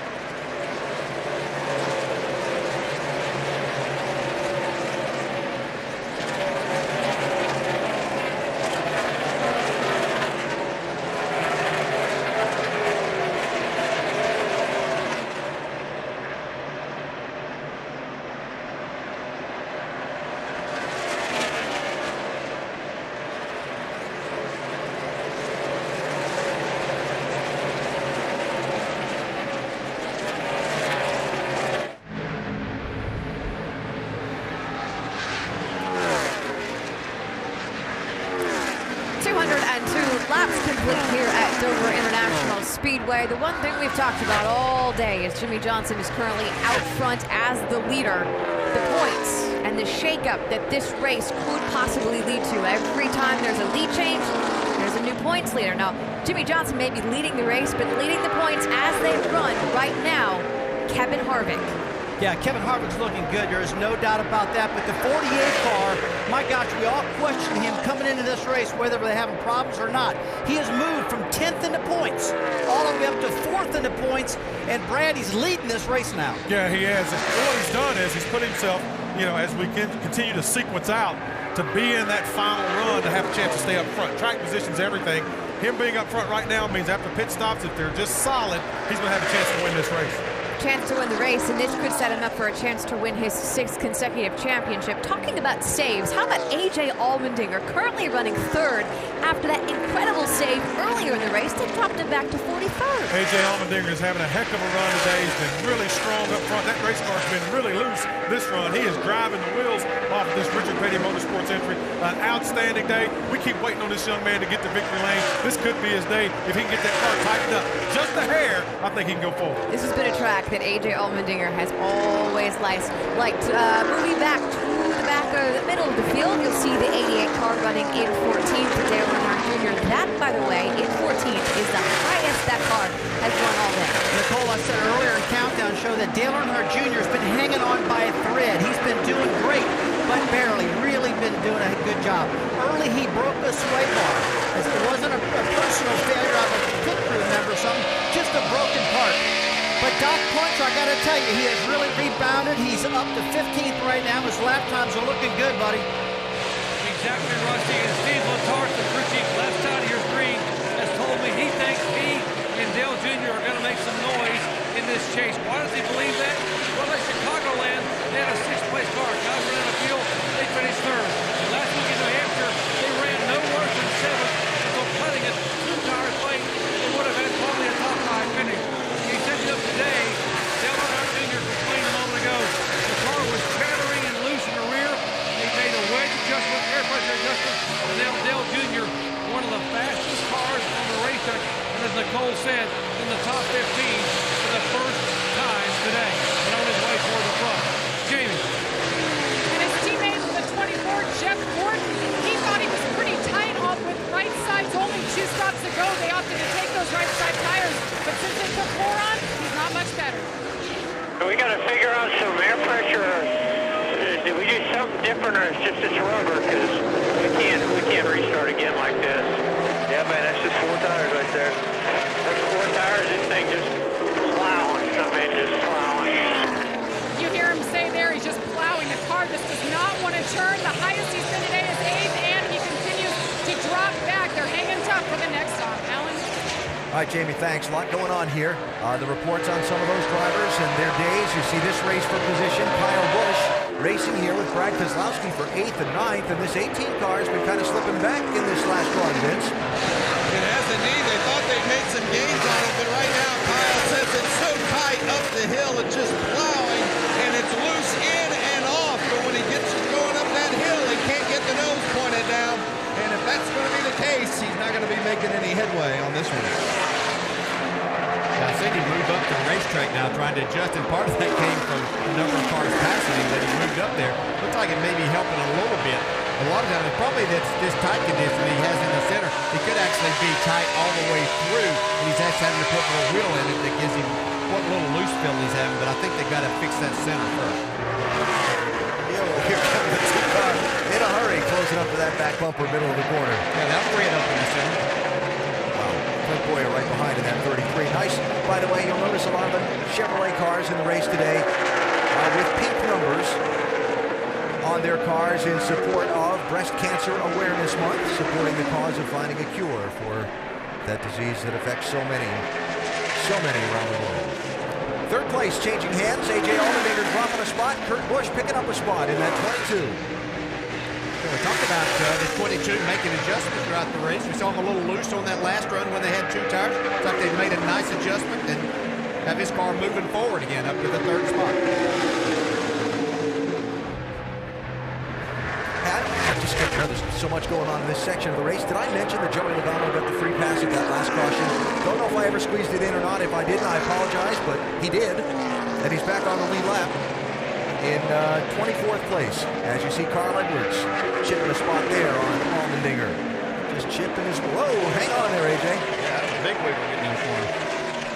Yeah, that was nothing in turn 3 for him. Well, yeah, for him, that's nothing. Not with us earlier in the race. Allmendinger got tapped by Denny Hamlin, racing for 7th spot in turn 3 at lap 5, and slid sideways all the way through the corner. Didn't hit anything and didn't crash. Remarkable. Right now, he's the only car up there in the top 5 with just 2 tires on that last change. So he's able to hang on with these other cars with 4 doing the job. Long way to go, but Jimmie Johnson, who said he needed a top 3 finish today for his championship, he's leading this race a little past midway. Time for NASCAR Nonstop, presented by Aaron's.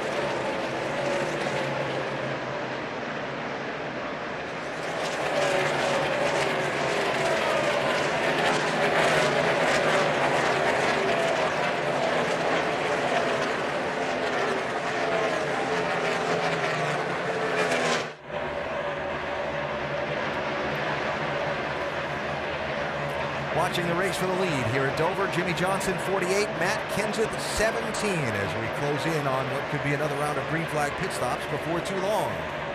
Reminder that this week on ESPN's Monday Night Football, Dwight Freeney leads a strong Indianapolis Colts defense against Josh Freeman and the Tampa Bay Buccaneers. It's Colts Bucks on ESPN's Monday Night Football, 8:30 Eastern. Also available on Watch ESPN. Coverage starting at 7 Eastern with Monday Night Countdown served by Applebee's. Colts going to go with a different starter this week?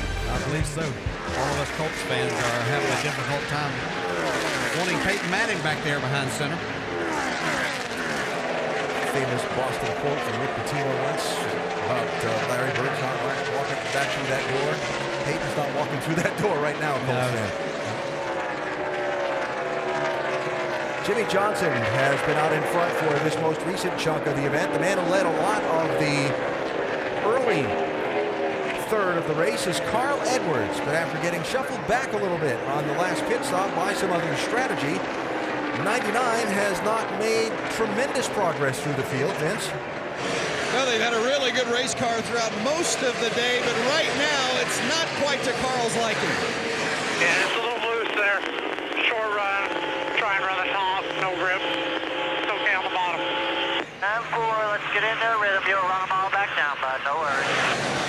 Now that was about 20 laps ago, and as you heard right there at the end, don't worry, you'll run them all back down, and he's starting to make some more headway. Remember, Carl's already led 116 laps today. Doc? Keep an eye on the 4 car of Kasey Kahne, and ironically, folks, Kasey Kahne, this is one of 4 tracks where he has never had a top 5 finish. Although he's qualified well, he's always had trouble. Today he qualified 9th. He has been running 7th, 6th, and now 5th.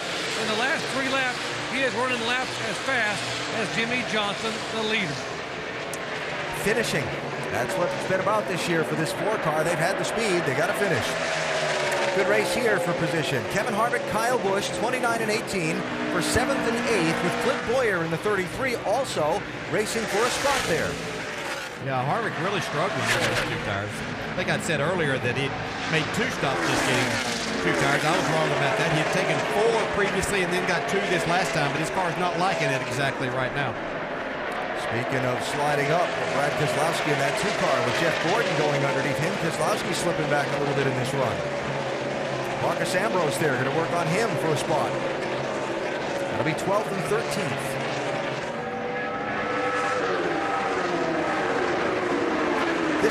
This 2 team been an interesting one to follow in this championship so far. Obviously, great finishes in the opening races, and the attitude that we have nothing to lose from the driver. It's kind of one of those, we're not expected to be here, like a team that's a low seed in the NCAA basketball tournament or something.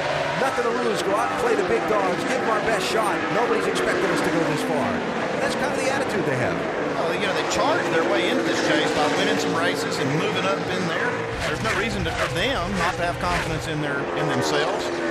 I know they don't have anything to lose, so maybe the pressure's not there for them. This is their first time at it. Dave? Yep, that's kind of the attitude I've been picking up as well, the vibe from the 2, if you will. Right now, no vibes that are hurting him in any way. The problem he is having is that it has gone loose at the end of this run. Early it was loose until he got it behind somebody, then it tightened up too much. But now he's just complaining, loose on the 2. Yeah, and I think this shows just how small a change it takes to really get off. And you know, this car was up literally a top 5 car most of the day.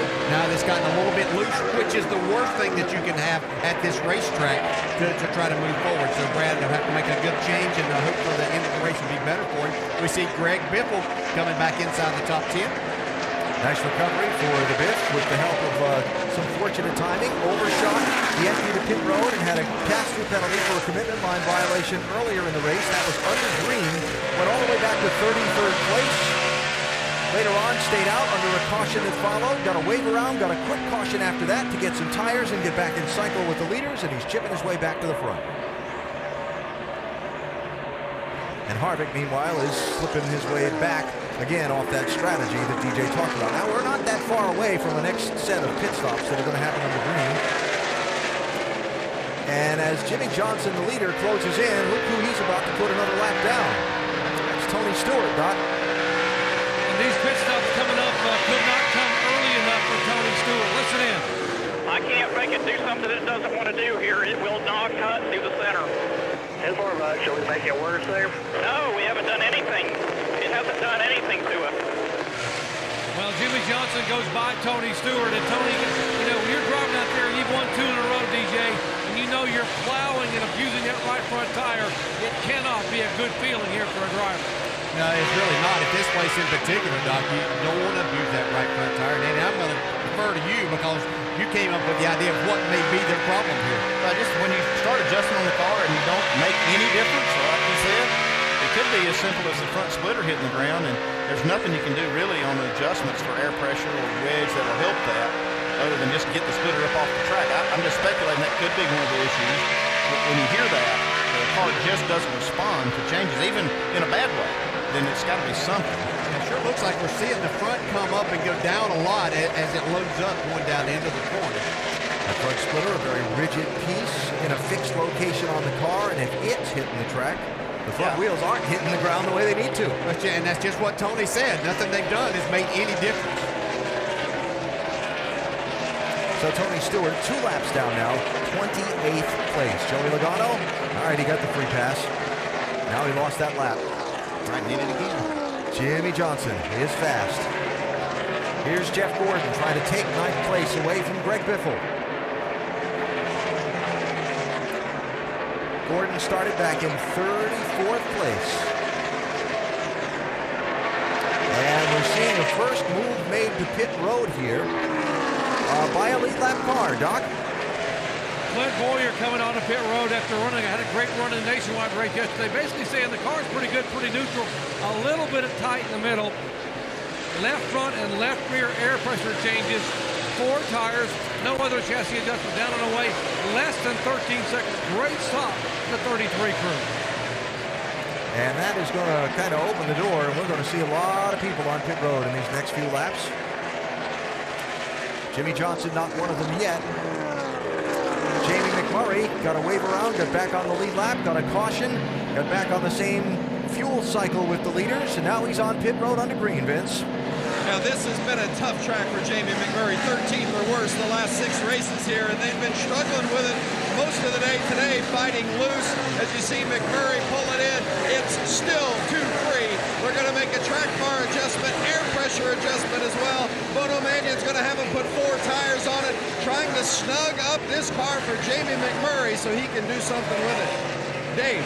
Vince, even though Keselowski's car was loose, he had driven from 9th up to the 6th position on this run.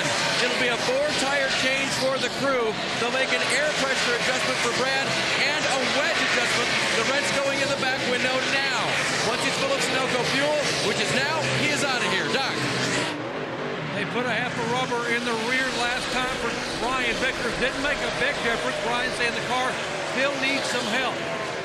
Tires, air pressure change, that's all down and away. Dave. 27 car of Paul Menard had such a great start to the day. Has really struggled. Right now the car very, very loose. He'll get the 4 tires and fuel as A.J. Allmendinger swings around the outside of him. Allmendinger had been running in the 6th position after being your restart leader. He had taken 2 tires. The car had gone to the loose side in the rear of the car. 4 now and fuel. Jamie. Same exact thing happened with the 29. He took right sides of the track position, led some laps, got an extra point. The car got really, really, really loose. 4 tires. Hey, back to you. In spite of shock changes and Packers in the 11 car, it is the tightest it's been all day. Big wedge adjustment, 4 tires and fuel for Denny Hamlin. Right of the screen, Jimmy Johnson still on the racetrack. Dale Jr. among those on pit road. Doc? Yeah, car's not loose. He said his car is still loose in the corner, but he said it's probably the rubber on the racetrack. He did not want any major adjustments. Down and away, 13.3 seconds.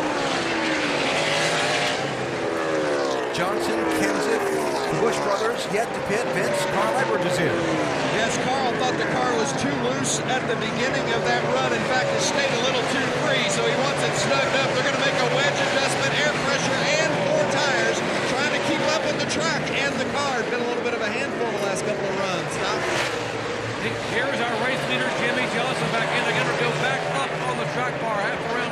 They had gone down a half around previous stop. 4 tires, getting 4 Goodyear Eagles on. Top of the Alpha Sunoco field. Jimmy Johnson having the kind of day he normally has here at Dover.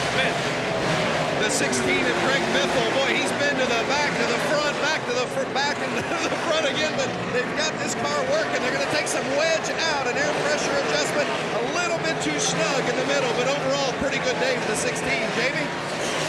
And Jeff Gordon, the 24, said they were just plowing, did not like that last run. 4 tires here and a wedge adjustment. Right to the grill. Jeff Gordon stayed a little bit longer, and he looks like he stalled it, Vince. Jeff Gordon finally down and away, Vince. The 18 of Kyle Busch, he said it just won't go up the hill, and it's plowing off. So they made an air pressure adjustment and 4 tires. Dave Rogers trying to give Kyle something to work with. Now the 22 of Kurt Busch coming in. Boy, this car has been loose throughout much of the day, but they're starting to get it a little bit better. An air pressure adjustment, right sides, 4 tires for Kurt Busch. Alan? And Vince, you just finished calling the Carl Edwards pit stop. Here he is back on pit road again. That's a pass-through penalty. Too fast exiting pit road.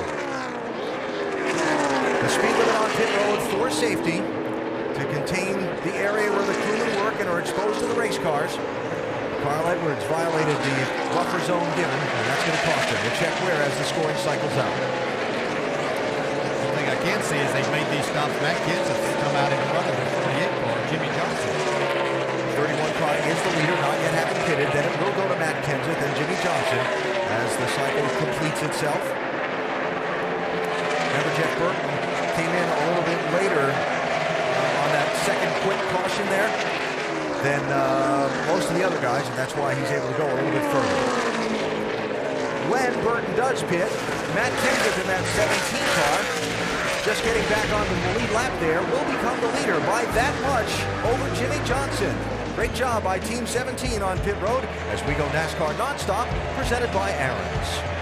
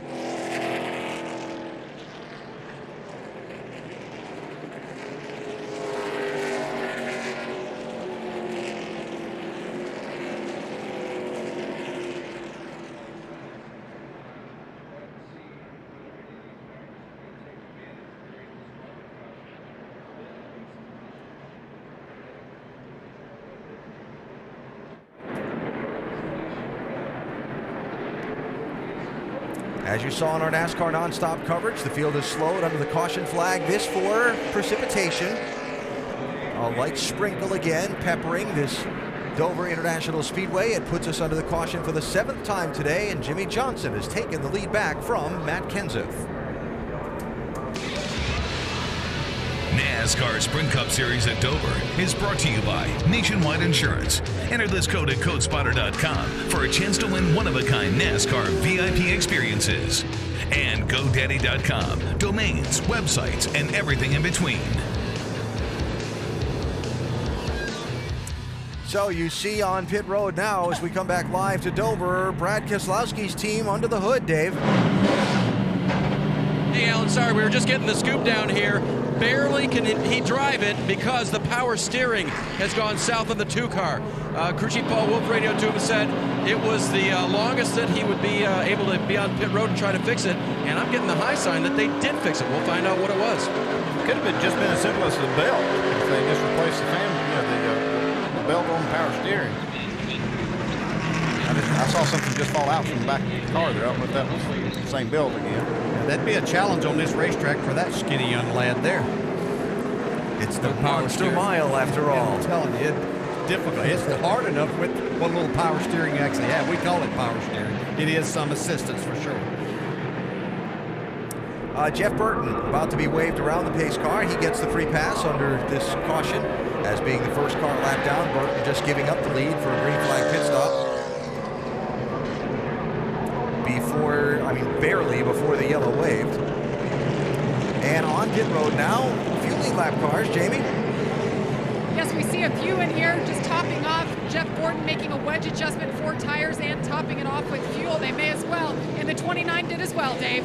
Even on that short run, Jamie, Denny Hamlin was able to tell that car is still tight. He'll take 4 fresh tires, more fuel, and another wedge adjustment to adjust that chassis. Kevin Harvick also on the pit lane. Ryan Vickers, a few others there. Juan Pablo Montoya getting back on the lead lap. So, Brad Keselowski, we were talking about what they might have done to try and fix the power steering on that 2 car. Tim Brewer in our Craftsman Tech Garage. I knew you'd be ready to show us. How about that, AB? But it is one of the easiest belts to replace on the car because, AB, it sets right out here. This is the power steering pump right here. Some of the guys run the reservoir here. But the belt sits in front of the rest of them, so you just literally have the guy cut the engine off, roll a belt on there, you're back in business, AB. Yeah, if it was one of those other belts on the inside of those, it would have been almost impossible because you'd have to take them off to get to it. We see Brad coming back down pit road now. Looks like they're probably going to change 4 tires. So one of the drivers in the championship looking for a little extra attention to his car after his first pit stop earlier, going after that belt, Dave. Yep, and Alan, as we said before, that was the longer period that they had before. So they diagnosed, fixed the problem, put the belt back on, just as we showed you, and now we get the regular service, which is for 4 tires of fuel. Carl Edwards also on the pit lane and leaving now, back to 24th position after that speeding penalty under his stop earlier.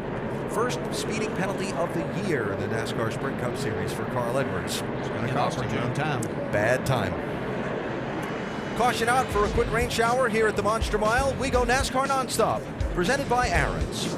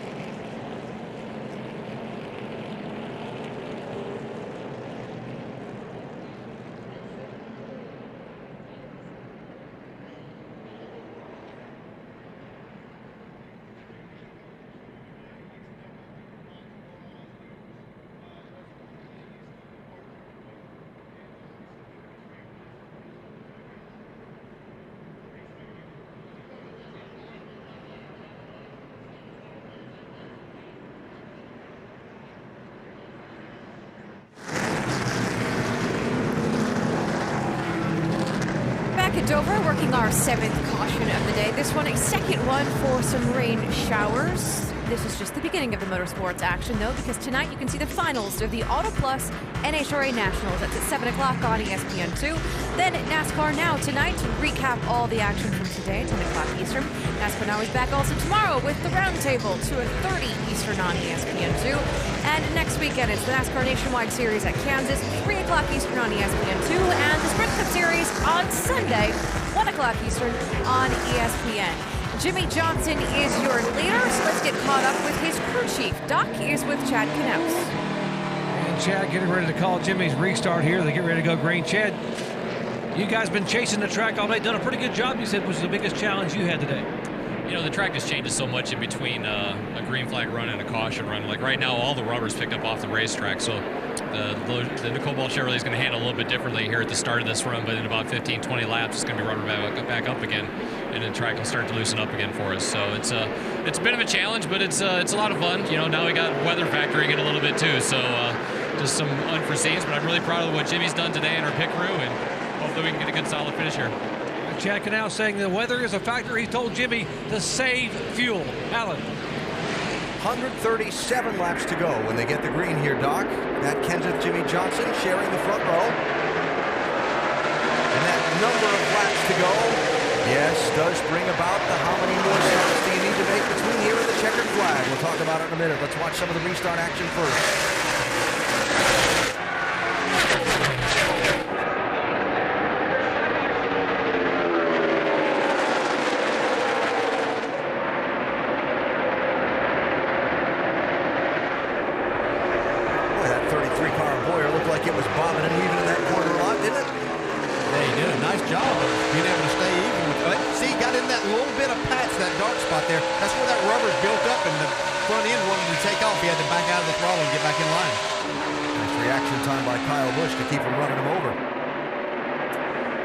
Chad Knaus said they need a couple laps to get that rubber back down to the racetrack and then the car would come in. Well, he got away from Matt Kenseth in those couple laps. Hey, Kurt Busch's team has done a good job adjusting their car today. We're 3/4 of the way through this thing and getting close to it. Yeah, see, Kenseth had to get up out of the throttle as the back end got a little bit free out of turn 2. Second place here, Kurt Busch 22. Trying to get under Kenseth and Kasey Kahne in the Ford. Continuing to pick his way toward the front. Yeah, they really look like that Kasey Kahne and Kenny Francis have adjusted their car to this racetrack with the changing conditions. Got them in contention now. I mean, the first 4 spots now occupied by 4 different manufacturers. Kasey Kahne, the Toyota, working the high lane just a little bit. The car really has come on in the last 100 laps.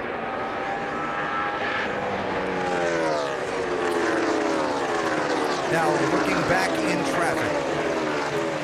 Jeff Gordon there in 17th spot. Carl Edwards right behind him. Edwards is not on the lead lap. He is the first car a lap down at the moment, though, in 22nd place. So if the caution might come out, Carl could get the free pass and get back into the lead lap. Carl's probably seeing a lot of raindrops on his windshield. He's probably relaying that in right now. You think?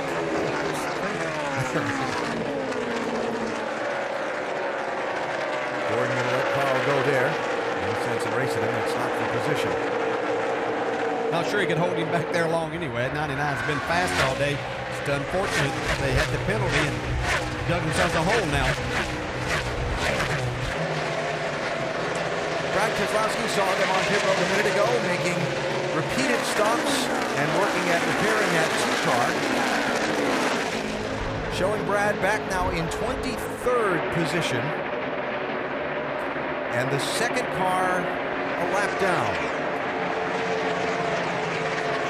Greg Biffle, 16 car, trying to work his way forward. And 88 car on pit road from 13th place, Doc. They have a vibration, and they came in during the caution a moment ago and put 2 right sides on, went back out. And apparently the vibration now they think is a loose wheel. That's why they're coming in for an unscheduled pit stop. Rights only for the L Juniors. That's going to hurt. Let the scoring cycle around the lap and then update you where Junior is going to wind up after he gets back up to speed. Greg Biffle, Clint Bowyer with Kevin Harvick in close proximity. Yeah, a little contact there between the 16 and the 33 as they exit turn 2.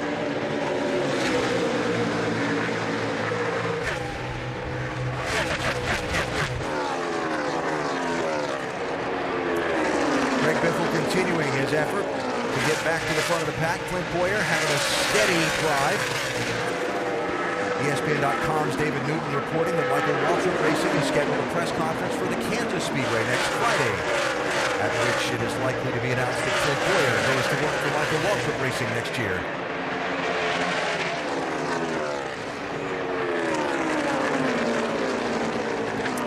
Reporter Mark Martin. Haven't had a chance to talk to Mark once, but haven't had a chance to talk about him a whole lot. That's what I was going to say. We talked to him, but not about him much. But he's starting to work his way into the top 10. He's running 11th, looking at 10th place right in front of him, Kevin Harvick. Report up from pit road from Doc, right front wheel on Dale Earnhardt Jr.'s car. Luce Jr. 2 laps down, 28th place. That hurts. Jimmie Johnson is the leader. Time to go NASCAR Nonstop, presented by Aaron's.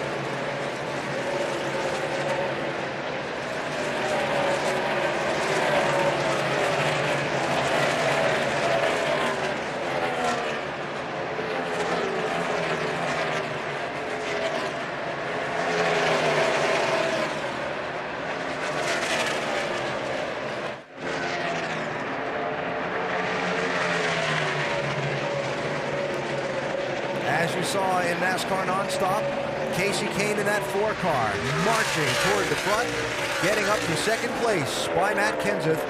Now he's got about a 4-second gap, though, to close up to catch up to leader Jimmie Johnson. Just about 3/4 of the way through this race.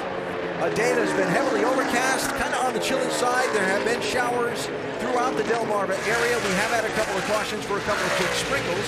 Nothing heavy on the day, though. And the second half of this race so far has been 48-17, Jimmie Johnson and Matt Kenseth. It's Jimmie who's in command right now. Good job, bud. Why don't you just be nice and smooth there, save us a little bit of fuel. Your lap times are really good. So if you can back her down to 10th or so, or close in the corner, might help us out.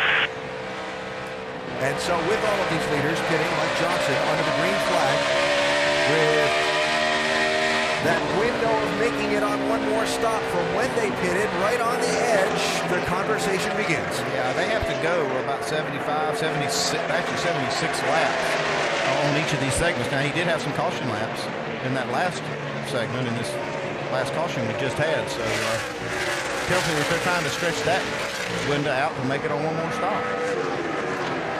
Interesting to look at of the drivers in the championship. 5 of them are in the top 10. Then there's another 5 of them that aren't even on the lead lap.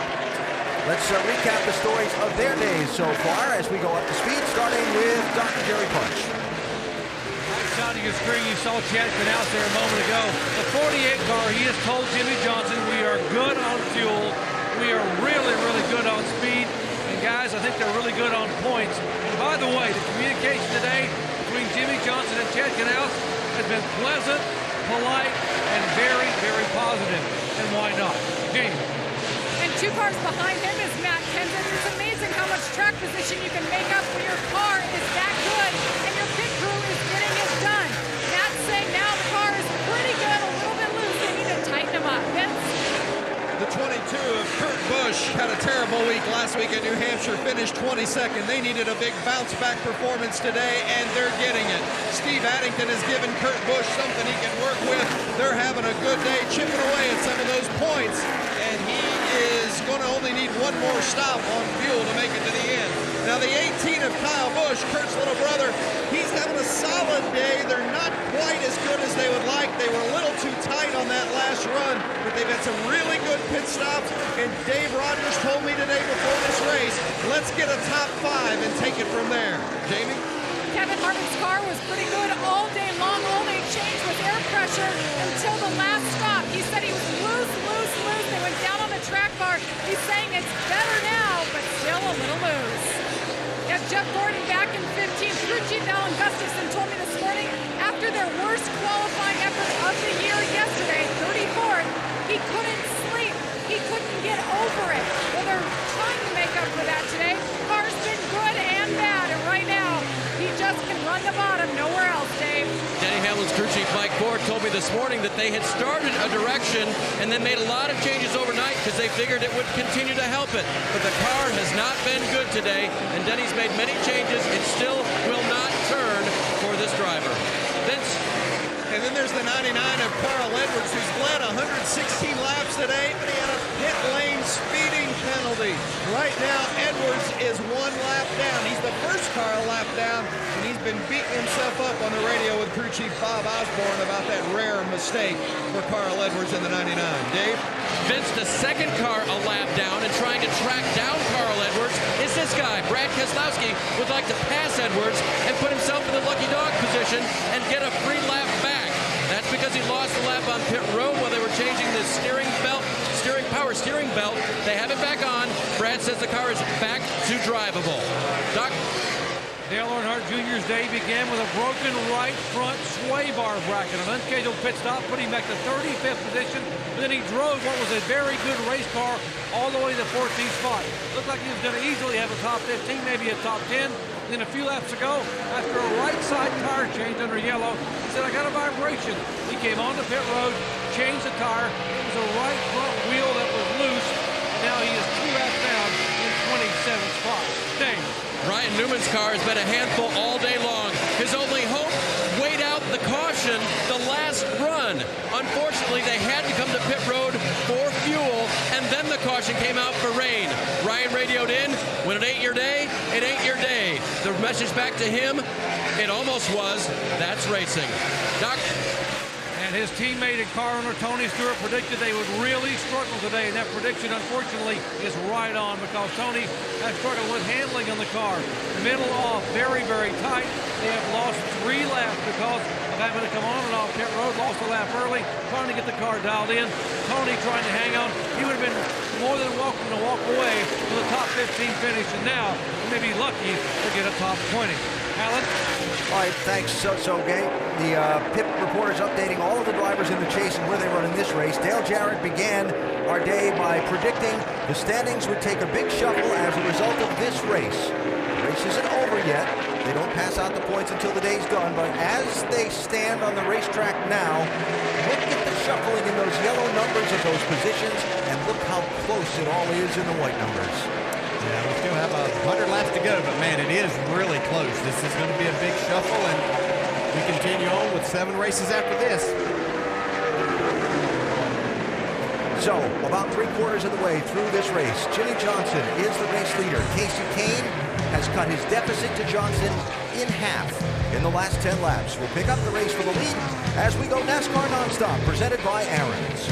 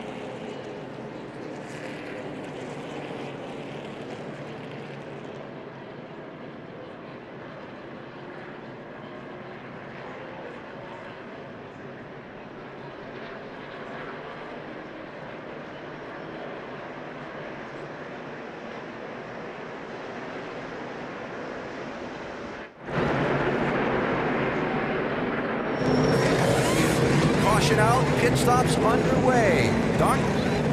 Jimmie Johnson says 4 tires, and although it's tight early in the run and loosens up, I really don't want you to change anything. The car is just too good to make an adjustment now. Need one more stop for fuel. Jamie.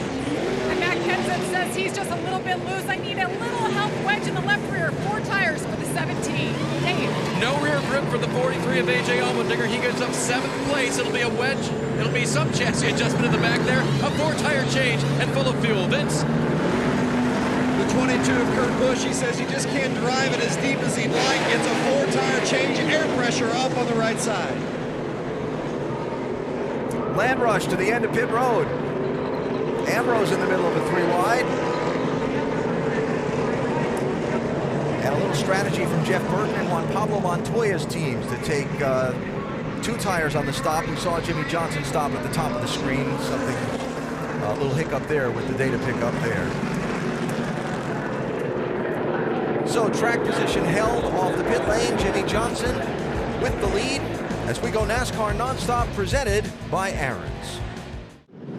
Still another lap away from the restart here at the Monster Mile in race number 3 in the chase for the NASCAR Sprint Cup, under caution for the 8th time in this race. Let's go back and show you what caused the caution in replay. J.J. Yeley in this 38 car and the Monster Mile wall. The groove here. I think he had a right front tire going down there. Sent him up. Yeah, I believe he was actually on the inner liner to that point and it flew out as he came off the wall. A nice move by a couple of guys to keep from hitting him as he crossed the track to get down to the inside lane. Now, this yellow gave Carl Edwards the free pass. He was the first car lap down, 99 car, back on the lead lap, 21st position. Not pitting under this caution and taking a wave around. Brad Keselowski in the 2 gets him back onto the lead lap in 22nd place. He didn't, though, get fuel and fresh tires, and the strategy and the thinking on the 2 about what to do. I mean, it could go either way, man. I can't see into the future, so if you feel like you want to stay, I'm fine. I could go either way, but, we could lose 2, though. I follow you on the lose 2, but I also know if we lose 2, we'd get 1 back on the way, Rob. I'd be back right where we were, basically. Oh, because if the caution comes out, we're going to be the lucky dog. Now we're going to be on the lead lap. One other key point, they did discuss the fact that they only have to stop 1 more time, and that was one of the key points that helped them in the stay-out strategy. Yeah, and everybody else has to stop 1 more time, too. Now, obviously, they'll have to make theirs a little sooner, but I like this strategy. 95 to go.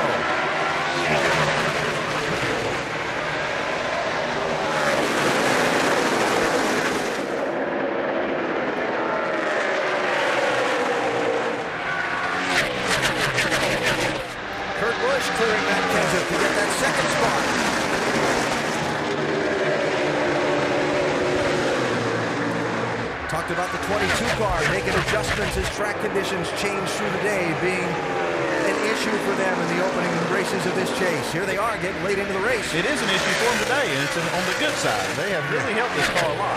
Yeah, and I think this is at their best time when we talk about that rubber being off the track. They're really solid, really fast.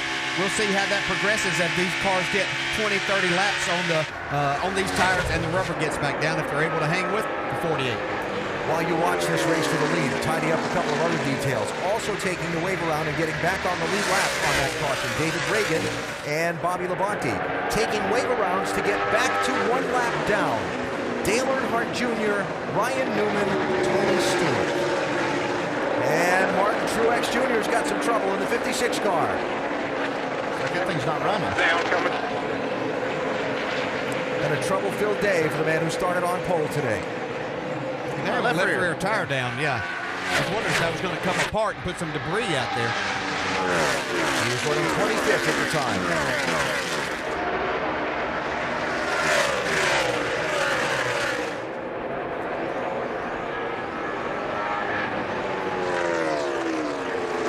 Side by side, Montoya 42, Biffle 16. Montoya, one of a couple of teams that went for just right side tires on that pit stop to try and get a little track position. Jeff Burton was the other in the 31 car.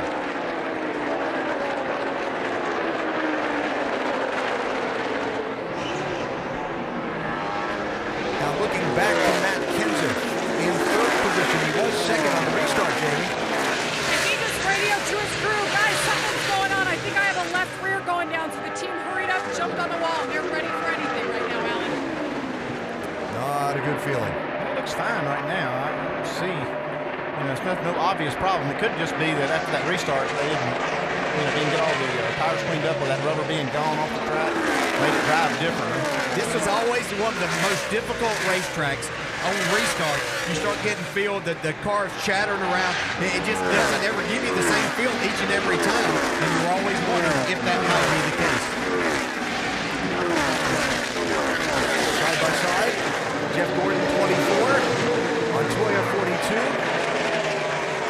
Montoya, we're talking about the right sides only strategy. Earlier in the race, they took a wave around to get back on the lead lap, as did the 1 car, Jamie McMurray. It's been an eventful day. You should see my pad of notes in front of me. It's a mess, folks. There's a lot going on, and I think that we've got 88 laps to go here, and we haven't seen the end of it either. Yeah. Possible strategy being played out later on. And the Vic, Brian Vickers, 83. He got a free pass earlier in the race to get back on the lead lap. Paul Menard there, who started up front. He's had a day that has been okay, and here comes a man on the charge again, 99, Carl Edwards. Who has led the most laps in this race of anyone so far? A $1.16. His teammate Greg Biffle got a penalty on pit road, and he did not come to pit road after he passed the commitment line, got that penalty, and he's recovered. Let's see if the 99 car, Carl Edwards, can recover from his penalty. Pit road speeding earlier. Now, Jimmy Johnson leading Kurt Busch, settled in after the restart and pulled away. You see, they've pulled away from 3rd place Matt Kenseth by that much. Casey Kane, talked about him in that last long run, marching up, got to 2nd, was closing on Jimmy Johnson. Lost a little bit of ground on the exchange of pit stops. And right behind him, Marcos Ambrose. Solid day in that 9 car. Yeah, doing a nice job. Both of these cars, the 4 and the 9, are better on the longer run. As the rubber gets down, air pressures get built up. These 2 cars seem to slow down less than some others, so we'll see if they can pick up even more positions. The Tasmanian Devil loving the Monster Mile. There may be some sort of racing poetry about that. I don't know. 84 to go. Time to go NASCAR Nonstop, presented by Aaron's.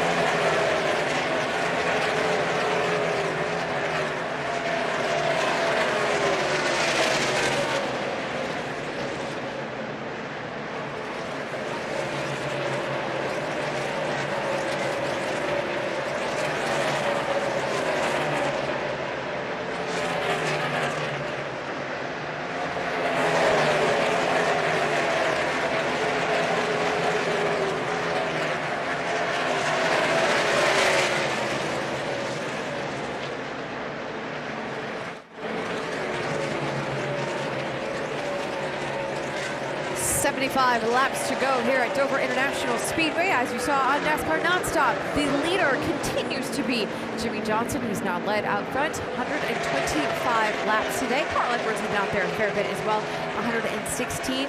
We've seen 21 lead changes, 8 cautions, a couple for rain, and at the very bottom of that, you see who the points leader is right now as they run, the 29 of Kevin Harvick. But it's not just all about the chase drivers. How about Casey Kane? Yeah, Casey Kane, he's running in the top 5 all day long. He's running 4th right now. His lap times are looking good, Nicole. And you hit a nail on the head there. I mean, talk about the non-chasers. I mean, we knew we'd have to be talking about him sooner or later. And Kane's the best one of the bunch right now. He's up there. He's been there all day long. It's no fluke. This Red Bull Toyota's been flat flying all day long, Brad. Yeah, they've been boogieing, man. And how about those RPM cars? I mean, Marcus Ambrose has been up as high as 4th, and they've done a great job. He and A.J. Allmendinger, both the teammate car, they have been extremely fast. Both of these 2 cars are 2 of the fastest cars on the racetrack. Looking for some good finishes for those RPM cars today. Marcus Ambrose in 5th, A.J. Allmendinger in 7th. You're going to have to go back a little bit through the field to find Dale Earnhardt Jr., Ryan Newman, and Tony Stewart. Those 3 drivers right now run 25th, 26th, and 27th, and they are battling for the lucky dog. And that's a really important battle you're talking about, Nicole. The 39 car, the 14 of Tony Stewart, the 88 of Dale Earnhardt Jr., all 1 lap down. They're all desperately trying to get back on the lead block so they get back to some real racing and try to get back up in the points right now because they've all have fallen a little bit in the points. Yeah, Stewart and Newman both have struggled all day, but they continue to race on. We'll see what happens. AB. So we've had 8 cautions today. 2 of them have been because of rain showers on the track, but a little birdie is telling me, guess what we're seeing now? The sun. Snow. No. It may feel like it, but yes, believe it or not, that is the sun, which will be interesting if it comes out. How will that change track conditions, Alan? Interesting and eventful are 2 words I would use to describe this day at Dover so far, Nicole. A lot going on in this race. And what's going on right now is Jimmie Johnson leading Kurt Busch by a 2nd and a 3rd, and putting Bobby Labonte in the 47 car a lap down. Just doing some math here and looking at some numbers. It's not going to be all that long, I don't believe, before we'll see that 2 car of Brad Keselowski on pit road after staying out to take the waiver out. But again, at 69 laps to go, Andy, that ought to put him in a window to go to the finish if we were to run caution free from here. Oh yeah, he could come in any time now and still make it to the end. The other leaders, they can wait quite a while before they come. Yeah, and one thing just mentioned there, Alan, is they talked about that discussion with the 88, 39, and 14 battling for lucky dog. With Bobby Labonte going a lap down, all that's out the window right now because they're a long way from him. Yeah. Jeff Gordon picking up a spot on Jeff Burton, and the fastest car on the racetrack, watching the lap times for most of this last segment of the race, has been Carl Edwards in that 99 car. Problem is, he's got a big hole to dig out of after the pit road speeding penalty. Carl, the last driver to win a race after a speeding penalty. That was at Michigan in June of '07. We go NASCAR Nonstop, presented by Aaron's.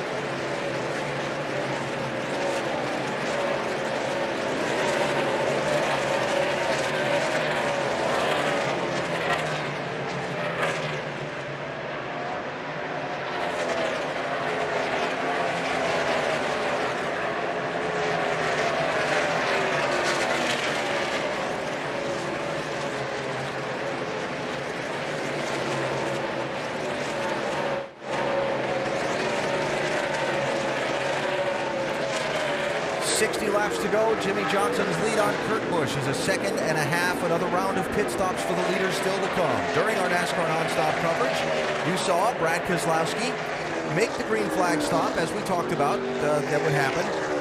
You also saw some of the guys that were trapped a lap down make a green flag pit stop, like Tony Stewart and Ryan Newman and Dale Earnhardt Jr.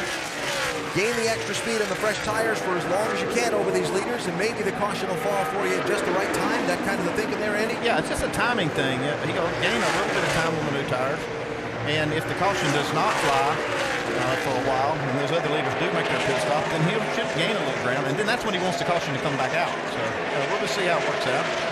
Race for 11th and 12th here. Carl Edwards, 99. Jeff Gordon, 24. Green flag stop for one Pablo Montoya there. I call this day disappointing for Gordon, wouldn't you?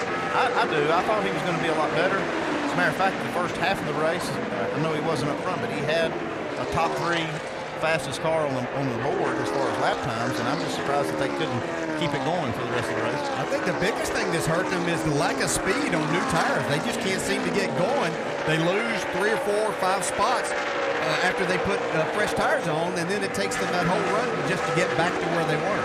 Losing 3 or 4 or 5 spots is what's going to happen during the championship if things run out this way the rest of the day. This is 3rd place. Casey Kane in the 4 on Matt Kenseth. Casey Kane has a good long-run car. This thing runs out green. He may be able to run Jimmy Johnson down. 4.3 seconds behind Johnson right now. 56 to go. That'll be hard to make up. Yeah, the problem he's going to encounter is that 48 is so fast on new tires, and then even when he falls off, he doesn't fall off that much. Let's talk about the final round of pit stops for these leaders. We've seen already today. We saw in this race a year ago with that 17 car of Matt Kenseth. This pit road can be difficult to get onto on a green flag stop. Talked about pressure on the pit crews. The money stop's coming up for both driver and team. It is, and this is the kind of stop that's not going to take a full load of fuel, so it's really the pressure is on the tire changers to not make any mistakes and get those 4 tires changed in the least amount of time possible. Yeah, and as a driver, you don't want to give up any time, but you certainly don't want to make a mistake. As we see Carl Edwards now trying to get up into the top 10 by passing Kevin Harvick, but especially someone like Jimmy Johnson, who has that very first pit coming in, he'll want to get slowed down to make sure that he doesn't have any problems. His challenge will be not to speed on this long front straightaway pit area and going 35 miles per hour. Carl Edwards now trying to get in the top 10, passing Kevin Harvick. Hard let him go there, I think. That 99 freight train was coming fast. Yeah, car's been fast all day, and it's just that one little mistake that Carl Edwards made. That Carl Edwards-Kevin Harvick race there having some implication on the standings as they run in the championship. You see that right under the ticker.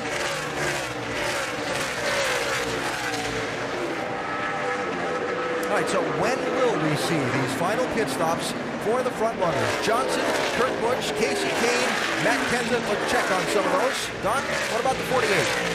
Alan Jetkin also told Jimmy Johnson with that pit stop on lap 301, we're probably pretty good until about 20 laps to go.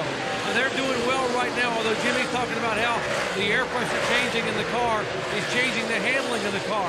Now, they probably will stay out until 20 to 25 to go unless some of the leaders decide to go ahead and pit early, and then they will be forced to come in. Right now, no thoughts on coming any earlier than they had to. Vince. Well, the 22 of Kurt Busch is taking his cue from when the 48 is pitting. Kurt said he ran it a little harder than necessary early in the run trying to keep up with Jimmy, and he thinks that's why the car is getting tighter sooner in this run. Steve Addington says he's going to make an air pressure adjustment on the right side and also a little wedge assistance to try to give Kurt the best car he can have on this final stint. Doc? On the 4 car of Casey Kane, a few minutes ago, Kenny Francis told his driver he thought there may be some weather about 30 minutes out. Caution on the racetrack, guys. Trouble on the back straightaway. Mike Bliss has crashed in the 32.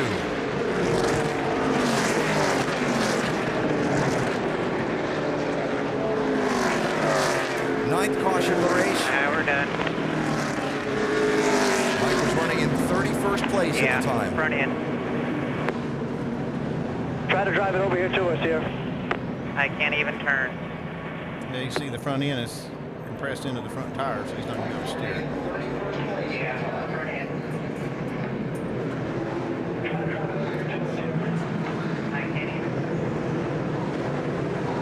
Caution, going to bring most of the front runners to pit road for the yellow flag stop, and a caution, a huge break from this guy, Brad Keselowski. First car a lap down. Well, here's the problem. He's 2 down. He is the first car that's not on the lead lap, but he's not going to get on the lead lap because he made that pit stop. We'll get one of them back, so that's a break, but it's actually kind of a bad break that it fell when it did. This cycle didn't fit his strategy. He lost the second lap on the green flag pit stop because of the distance he was behind the leader. There, yep, okay. I'm with you now. But nobody's 1 lap down, so he will get one of them back. Yep. So Mike Bliss climbing out of that 32 car. Show you what happened that brought us under the caution flag. Yeah, just gets loose coming up out of turn 2. We talked about the 9 degrees of banking on these straightaways, and he just throws you down to the inside. Not much room there.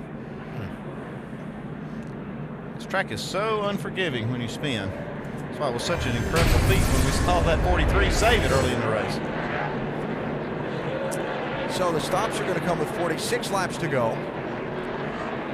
I don't think anybody can go 2 tires here. I don't think so. Somebody's going to see though. Got 20 cars on the lead lap. We'll see. They saw that 99 was really fast on 2 earlier, so see if he takes a chance to get some track position and get himself in position. All right, Doc. Chad Canals told his crew guys, nice and easy, very deliberate pit stop. Half a round up for a right rear track bar. 2 right side tires for the 48 car. The 4 car also calling for 2 right side tires. Air pressure. He's saying the splitter dragging the ground. Talking about Casey K. Jamie. Matt Kenseth is saying he doesn't have enough rear grip as the guys around him on the restarts. They're focusing on that. Track bar down, wedge adjustment, 4 tires. The 22 was going to do 4 tires. When they found out the 48 was doing 2, they changed up. Also made a track bar adjustment, just 2 tires for the 22. A lot of different, contact there, Edwards and Biffle. Wholesale 2 tire changes this time. Looks like Matt Kenseth, the first one on 4. We'll have a lot of cars to pass. That's why I was a driver, not a crew chief. I thought just thought they had a lot of laps on the left sides there. Watch the 16 of Greg Biffle and the 99 of Carl Edwards exiting their pit stalls. See Carl having to go around Jamie McMurray. No contact, look close. Amazing a difference in angle. Yeah, and Greg did a good job to give his teammate a break. So, the radio communications between Jimmy Johnson and his pit just before the pit stops. Jimmy, you're doing a really good job, buddy. Really good job. Keep whipping that snow. Keep whipping it. We trying to get ourselves set up here for the end. You're doing a really good job. You were doing a hell of a job, Jimmy. Thank you. Focus, boys. Let's do this.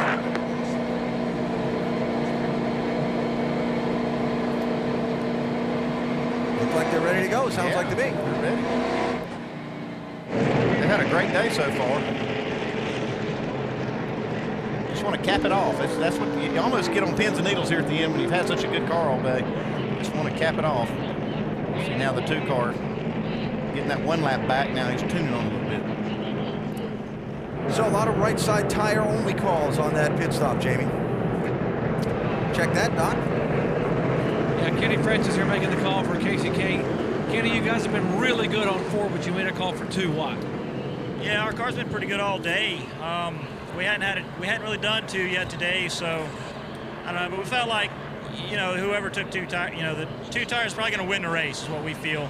So we felt like we just had to try it and see what happens. So hopefully it'll come to us. That last set of tires just didn't really agree with the car quite as much. So we made a little adjustment there. We're hoping for the best here. Kenny Francis saying 2 tires will win the race. Jamie? And Gil Martin for Kevin Harvick. He told me this morning, when it comes down to the end of the race, I'm not taking 4 tires like last time. You took 2. Now you're up there with the other guys that you're chasing. Is the car good enough? Yeah, I mean, our Ream Chevrolet's been pretty good all day long. We've been just out of sequence on where we wanted to be. We've had some really good runs. We've had one bad one that got us towards the back. We got a lot of weather coming, so we got bit in the spring by getting 4 this late in the race.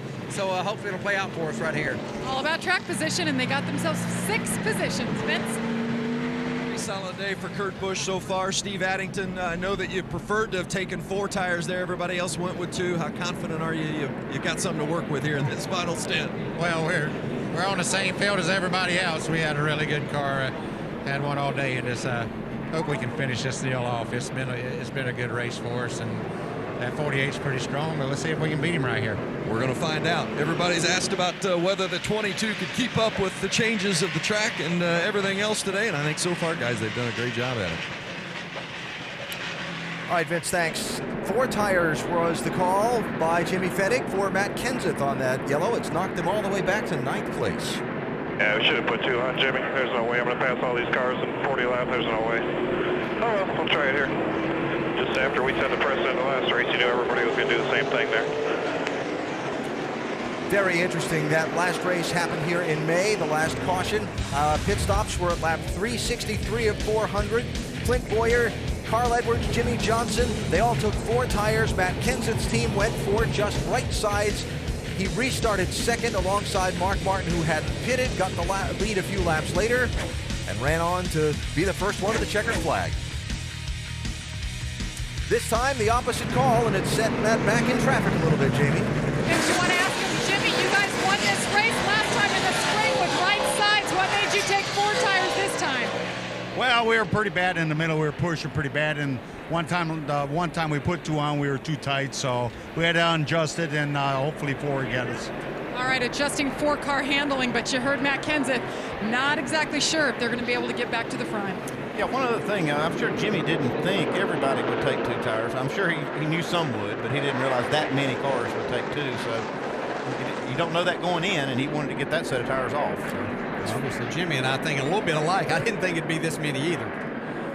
So there they are, lined up for the restart. That's going to come with 42 laps to go. Remember, after the last restart, Kurt Busch really gave Jimmy Johnson a run for a few laps.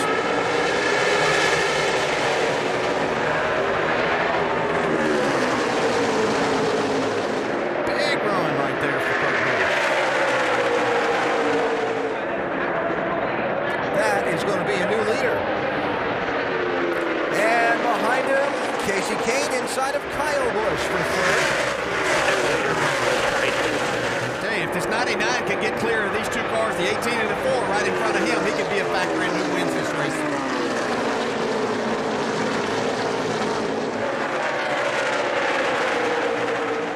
That's close.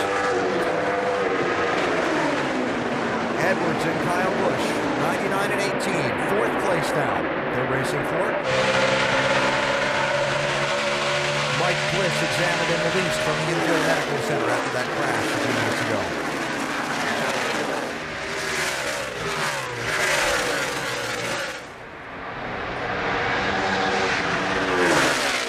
So, last time, Kurt Busch gave Jimmy Johnson fits for a few laps, then Jimmy drove away. Now Kurt has cleared him.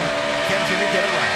Yeah, and what Jimmy's thinking is he wants to get separated. Oh, trouble. Coming. Got Greg Biffle off turn 4 on the front stretch. Into the inside wall. Caution's out.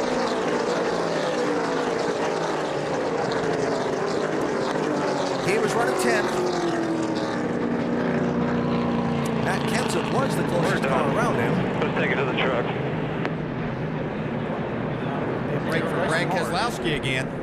Who's going to get back on the lead lap now. Now he'll get that lap back to the knees. There he is. 2 in a row. 2 laps back. Brad Keselowski, lead lap. Somebody's going to start looking for a golden horseshoe around this 2 car before it's long. They just hang in there and they take advantage of these lucky breaks.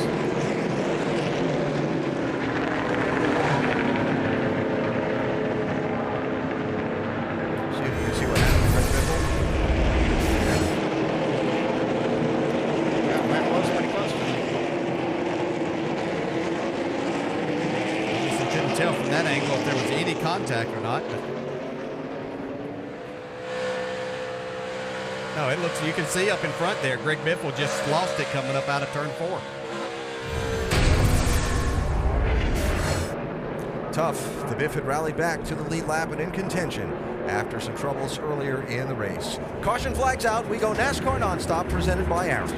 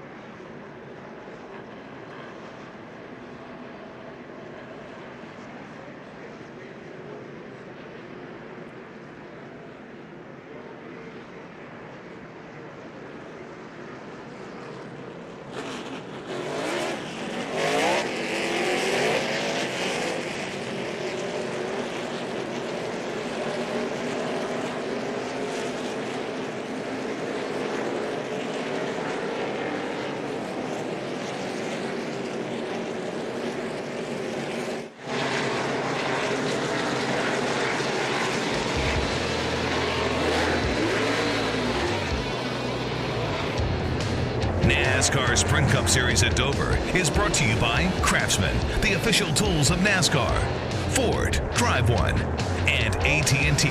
Get it faster with 4G. Rethink possible. Getting set for the restart here at Dover International Speedway. Jimmy Johnson trying to hang on and maybe get a win this year. Chad Canals. Chad, you've had him covered all day on 4 tires. Do you have enough with 2 tires for the 22 car? I think so. We'll have to see. We took 2 tires early on today when they had the competition caution, and the Cobalt Chevrolet ran really good right there. So I think we got a shot at it. Kirk got by us there in that last restart, but I think we're going to have a little something for him. Okay, Chad Canals saying he thinks they got enough, Alan.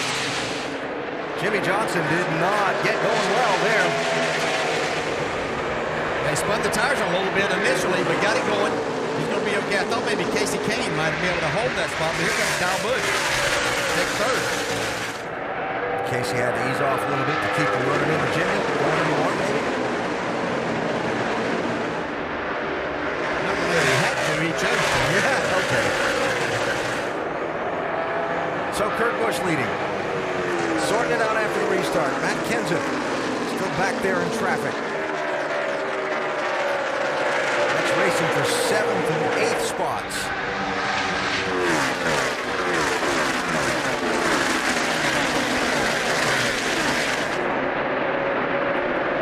Now Jimmy's got a catch. Here comes Carl Edwards charging up through there. He's got a great car.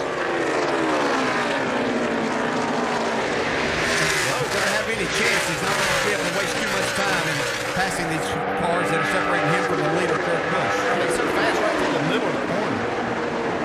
And Casey kind of taking his line away a little bit. Got to be careful there, too. That's so tight. Yeah, Carl's driving it a little bit different. He's backing out, getting to the gas in the center, driving it through there, but his car's not quite as good then on the exit. The 4 car's able to keep a little more momentum.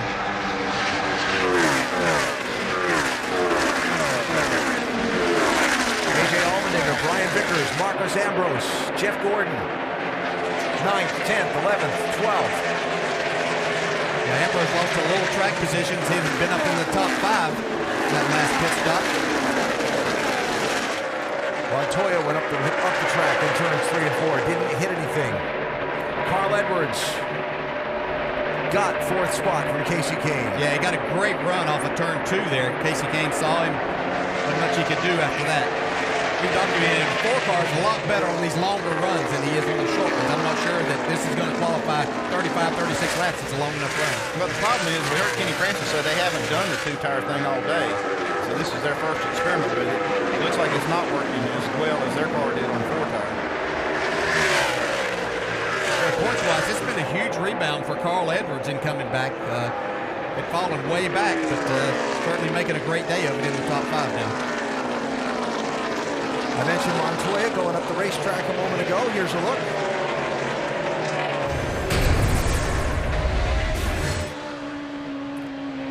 That's why he went up the track. There's good reason there. David Reagan getting a little bit loose in that UBS Ford. Contact. Another nice save. Here comes Matt Kenseth. He's the one that took 4 tires. Not going to have enough time, I don't think, to get up to where he was. Trying to take 7th spot from Kevin Harvick here. Here's an opening.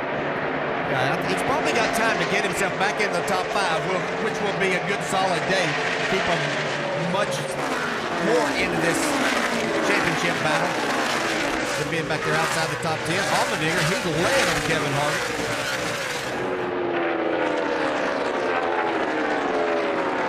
And through. Allmendinger having a solid race in that 43.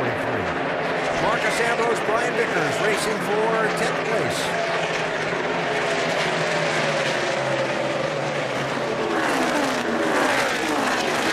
Ambrose, the winner of Watkins Glen. Brian Vickers has had a tough season with a couple of top 5 finishes. Carl Edwards up to 3rd. Talk about a late rally. Yeah, another caution flag, and Carl Edwards is going to be the man to beat, I think, to win this thing. He might still catch those top 10. Let's 25 laps. Let's talk about those top 2 for a minute. Jimmie Johnson has not closed back in on Kurt Busch. They're really going just about the same speed. Been watching lap times. It looks like these top 2 are about the 2nd best cars. Looks like Carl Edwards has the fastest. We'll watch speeds at the line and see who is the quickest. Right there. The thing I'm seeing with the 48 of Jimmie Johnson, when he was fast and leading this race, he was right on the bottom of the racetrack. These 2 tires that changed the handle in his car, he's up a good half groove, if not a little more than that, in the center of the corner. And Carl is a little quicker than these top 2, but he's not that much quicker. He's got 24 laps. He might get there. Knocking some ground off. He knocked a couple tenths off that lap. Well, some storylines on the day that have been answered. Kurt Busch making adjustments to keep up with the track as the day went on, and going from being the most consistent driver in the second half of the season, knocking off just top 10 after top 10, but usually between 5th and 10th, to run up front, contended to win this race. And Jimmie Johnson saying he needed a top 3, in position to get that done right now. 11th place changing hands there. Jeff Burton, solid drive, looking for what would be incredibly just his 2nd top 10 finish of the year if he can pass one more. This is his best run of the day, and that's the time to have it in the last segment. And disappointment for Jeff Gordon, sitting back there in 13th place in the final laps. Not today, the 4-time champ expected to have here at the Marshall Mile. Now watching Jimmie Johnson also starting to close back in on Kurt Busch a little bit. It's like what we've seen in the past is the 22 to kind of start to struggle a little bit as he gets more laps on his tires. Boy, this championship is really going to close up today if these last laps run out like they stand right now. Casey Kane, Kyle Busch for 4th and 5th.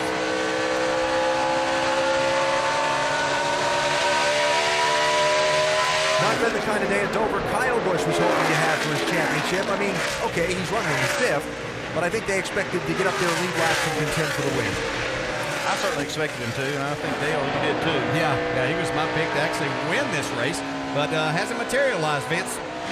No, it has not, and they were confident coming in, but Dave Rogers said before the race he really felt like Kyle had given him everything this week to respond from last week's finish, 11th the New Hampshire, 22nd in Chicago. They thought this would be a good track, and Dave said if we can get a top 5 here, we feel like we're going to be in pretty good shape. Right now, Kyle fending off Kenseth for that 5th spot. And Kenseth trying to dig back from the 4-tire call on that last pit stop that cost them some track position. Remember, Matt up there with Jimmy Johnson as 1 and 2 for a good shot in this race in the center section of the day. One thing that would be beneficial for Matt Kenseth is a caution, because he's now moved into the top 5. He does have a little better tires than everybody else, so that'd be a break for him if we saw a late caution. Yeah, and something that could be beneficial to Carl Edwards as he tries to run the front 2 down would be for Jimmy Johnson to get up there and battle Kurt Busch a little bit. That would certainly slow them down a little and allow him to get to their bumper possibly. Leaders have caught the tail end of the field. A little lap traffic. Not a ton, though. Got a ways to go before they catch up with any really heavy traffic. Most of the lap traffic will yield to the leaders because I don't see a lot of lap cars that are racing each other. For positions. Yeah, for positions. That means they would just give them the group that they want.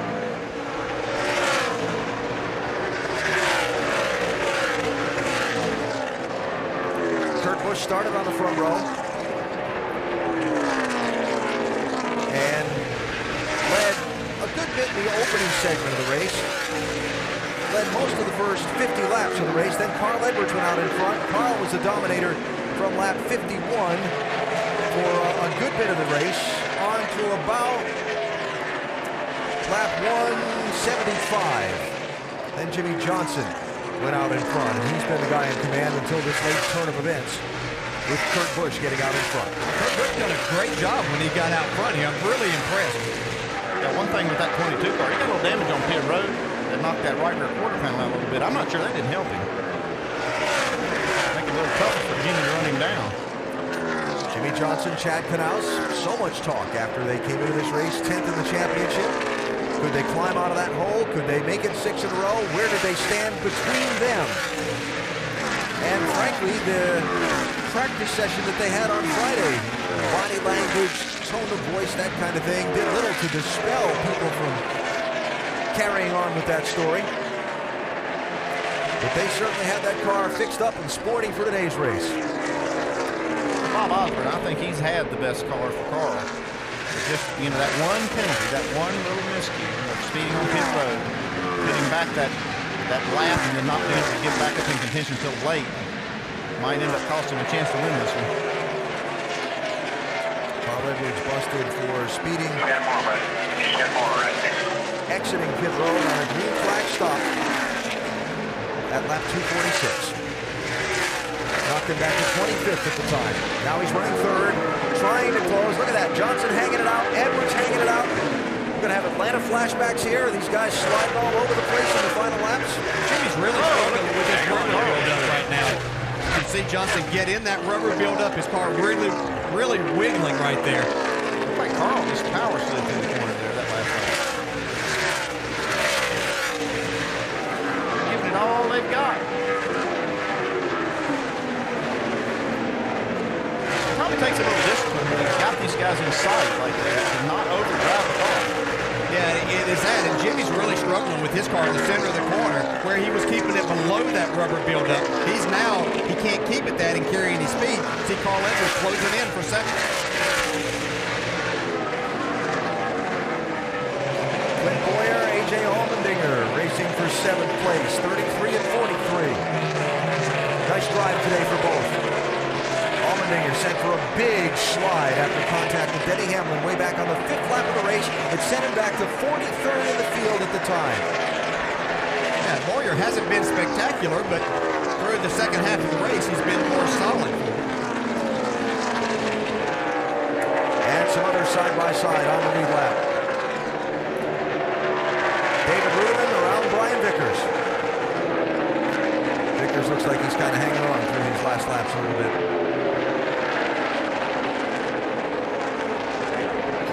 At the moment, the race appears to be for 2nd place.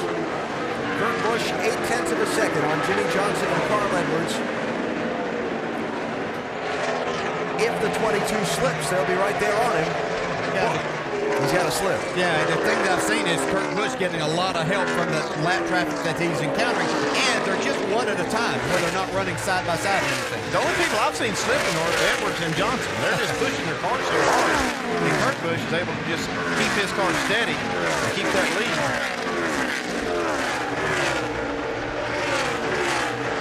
He's still just 8/10 of a second last lap.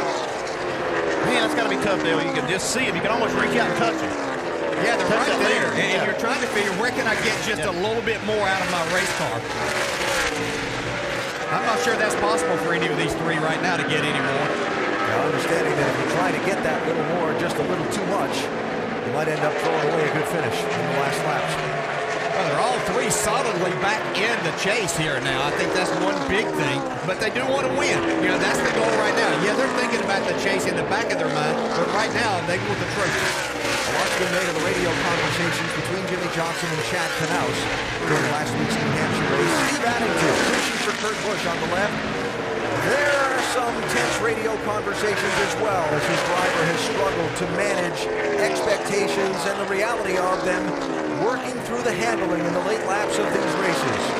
Yet they came here to Dover this week. Kurt said, I've been a champ before, we can do this. Now they're 2 laps away from going to victory lane. They're proving they can do it. They adjusted this car when it wasn't so good in the middle of the race, turned it around, and now looks like he's going to get this victory. 1 to go. The only driver in the top 10 in the championship standings all season long. That man, Kurt Busch. Just the 1 win on the road course at Sonoma. But steady, solid. After finishing 22nd in New Hampshire a week ago to lose ground in the championship, they're going to gain it all back with a win on the Monster Mile today. Kurt Busch wins at Dover. That's what I'm talking about. Yeah.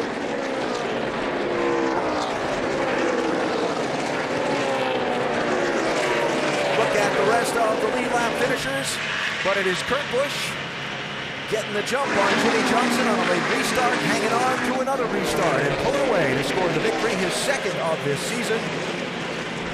And the win going to pull Kurt Busch up to 4th in the championship standings, only 9 points off the leader, Kevin Harvick. Well, I think you hit the nail on the head right there, Alan. It was that restart where he was able to stay side by side with Jimmie Johnson down into 1 and then powered to the lead off of turn 2. That was the key winning moment. And the winning crew chief is with Vince Welch. And he just got a thumbs up from his cohort on Penske Racing, Paul Wolf, just giving congratulations to Steve Addington. Steve, you told me before the race, we've got to control what we can control. How much did you have to work on this race car to get it to victory lane today? We worked with it. Had to put a good bit of wedge in it, work with tire pressures, and finally found a direction there with the tire pressures and stuff, and it came to life, man. Awesome job by everybody on this Penske Racing Dodge. Shell Pennzoil, I want to thank them. AAA Lennox. I want to thank everybody back at the shop. They busted their butts. We finally got us another win with this 22 car. Total team effort. Alan? All right, Vince, thanks. Steve Addington, a somewhat soft-spoken guy. Nose to the grindstone, though, and working hard to find another championship. And our Goodyear winning moment as Kurt Busch lays the nose of that Dodge up against the inside retaining wall and lights him up for the fans. Lighten up the Goodyear.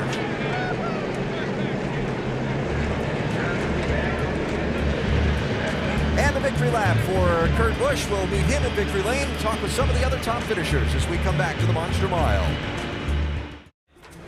Dover, Delaware, the Monster Mile, where race number 3 in the chase for the NASCAR Sprint Cup is over. We said at the start of the day, Dale said this race would cause a big shake-up in the championship standings. Not only did it shake up the positions, but it closed up the championship as well. Yeah, we've got 9 drivers solidly in the chase here. Battle for this championship within 19 points. It'll be fun. On to Kansas with that as the picture. And we head down to Napa Victory Circle, where Kurt Busch is about to celebrate a win at Dover.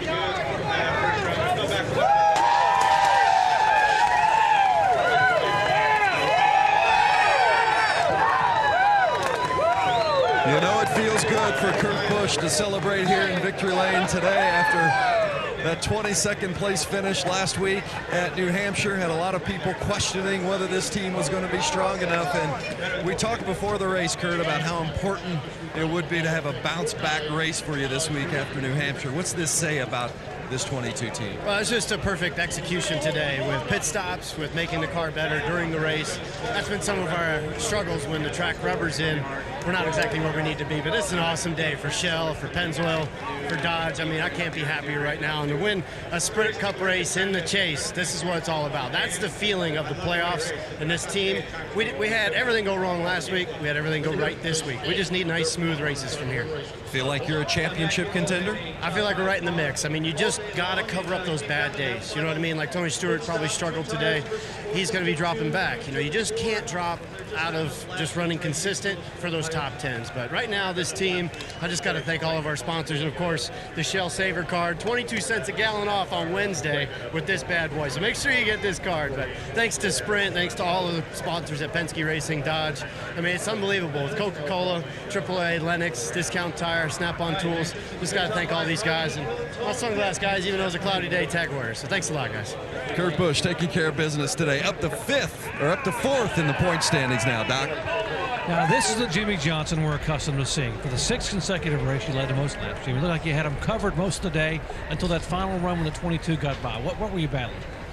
Really, I just got a poor restart when I was the leader, and then the last restart, I didn't get a good one again, and couldn't race him through turns 1 and 2. So the cars were very equal. We saw that the run just before that final run there, and I could get a gap on him through traffic after 30, 40 laps. But for the first 30, you know, he was awfully quick, and I had my hands full there, and I just didn't get a good restart and cost myself a win.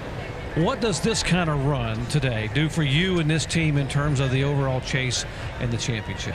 Well, it gets us right back in the thick of things, and I think a lot of people overreacted last week about an 18th place finish, where we probably should have finished about 10th or 8th, but the contact late damaged the car and we slid back. But this is a great race team, and we proved it today. We proved it at Chicago, but we ran out of gas and didn't finish where we were supposed to. And this is the same team that's won 5 championships in the past. And it's a team I'm very proud of and a very big part of, and I look forward to what this Lowe's team can do in the future. Well done, bud. Thank you. Let's go to Dave Burns. A 3rd place finish for Carl Edwards and a tie at the top of the championship, but one mistake on pit road today. Carl, did that cost you the race? Do you guys notice that? You saw that? That was big. Everyone saw, unfortunately, yeah. And you were kicking yourself after the race, I know. That was really, really, really dumb. And fortunately, we had a lucky caution there, and I got the lap back, but that was bad. So my guys did a really good job. I got to thank Aflac, Ford, Scott, Subway, Kellogg's, Sprint, and all the fans for sticking around out here with this inclement weather. But man, we had the car that could win. It's completely my fault that I didn't have a chance to run up there. But the coolest thing was after the race, my guys, they said they're behind me 100%. We're going to move on, go to Kansas. And at the end of the day, we did make up some ground. But Talk about that charging at the end, though, too. Well, yeah, it was that was as hard as I can drive. That's it. So it's fun, but man, I just it's hard to get over that in the car when you make a mistake like that. That's so bad for the day and so bad for everybody that's put so much effort in. But it was really cool. My guys are behind me, so excited to go take this Aflac Fusion to Kansas and hopefully put on a good show there. Yep, they all came by, patted him on the back, and said we'll get him next week. Jamie. And Jeff Gordon, gosh, what a day. Started 34th, Jeff, and you ended up 12th. I know you're not that happy with it, but what's up with those restarts? I think that was probably the culprit today. Yeah, that's been a struggle for us here at this track this year. Just super, it's like there's no air in the front tires for the first 8 laps, and so we just don't have any speed to take off. And then once we get going there, then we got a great race car, you know. So it started off good, and we worked our way forward pretty quick from that 34th position, which we were hoping to do. But you know, once we got up there, I mean, I made some mistakes today, and we just didn't have it on the restarts. But other than that, you know, we've had a great fight from this race team. I'm so proud of the effort. I just, you know, we got to run better than that. You lost 4 positions in the points. You're 9th now, but moving on to Kansas, what do you think you guys will have there? Well, we gained on some, lost on some others. It was such a, you know, it's so tight right there all the way back to 9th or 10th. So we, you know, Kansas is a great track for us. I can't wait to get there. You know, if we can run the way we ran there earlier in the year, then we'll make up a bunch of those points that we lost today. It was a good day today for Jeff Gordon, who had his worst start of the year, but ended up 12th. Alan? All right, Jamie, thanks. The mention of Kansas, where we go next Sunday. As we look ahead at the upcoming schedule for the NASCAR Sprint Cup Series, 7 races remaining in the season, a couple of mile-and-a-halfs, and then a big wild card up next. And then one right after that, Martinsville. Those are the remaining races of the season. Like to join us at the track, NASCAR.com/tickets. And we had some good racing this season. Got some great racing left to go to determine who the champion will be. So the Miles the Monster Trophy there with that 22 die-cast car tucked in the upraised right hand after Kurt Busch wins today. Let's talk to some more of the top finishers from today. 5th place was Matt Kenseth. Well, Alan, back in May, Jimmy Fitting made a 2-tire call and he put him in victory lane. Today, there was a 4-tire change in that final stop. Was that the difference?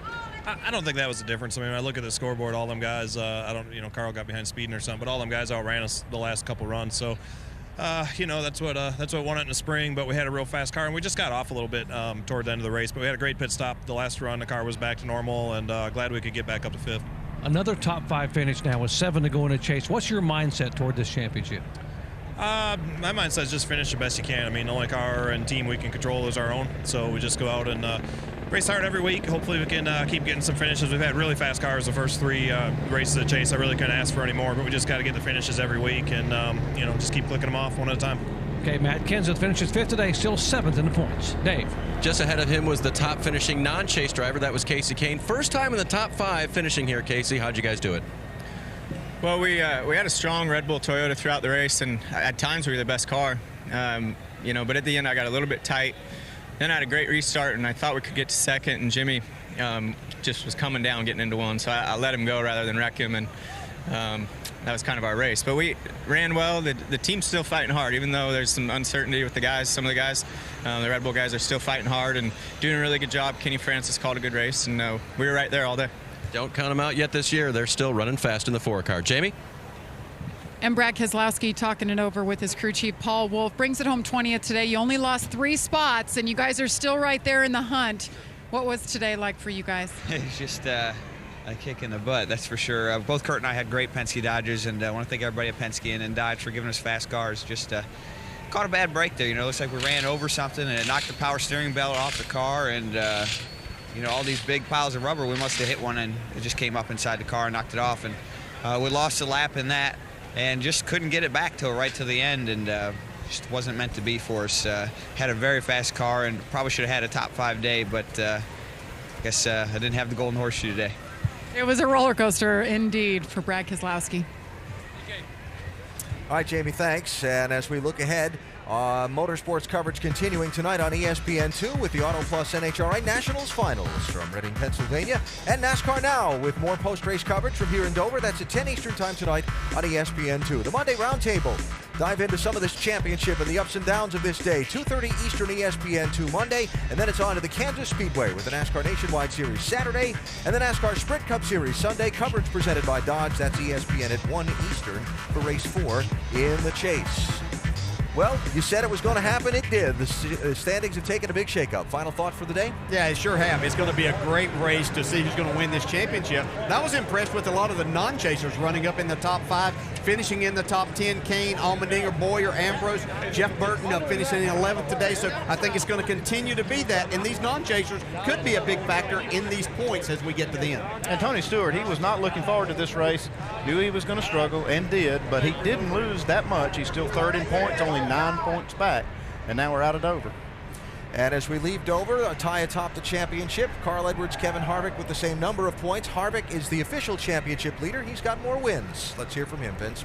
And Kevin finishes 10th today. Do you have a defining moment in this race today? Man, we just struggled on 2 tires. I think all in all, we probably had a little bit better Rheem Chevrolet than that, but every time we put 2 tires on, I'd get tight for 4 or 5 laps and then just really loose up off. So just fighting for our lives there at the end, and we're able to salvage something out of the day. And that's what you have to do to win this chase, isn't it? Salvage? Yeah, and I mean, I enjoy coming to this racetrack, but it hasn't been a particularly good racetrack for us. So to come out of here with a decent day and salvage something out of it is what we have to do. And he did indeed. Kevin Harvick, 10th today.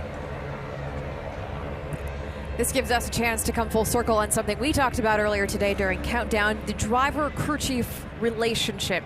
And coming into the day, we had said that the relationship between Steve Addington and Kurt Busch was a little bit strained.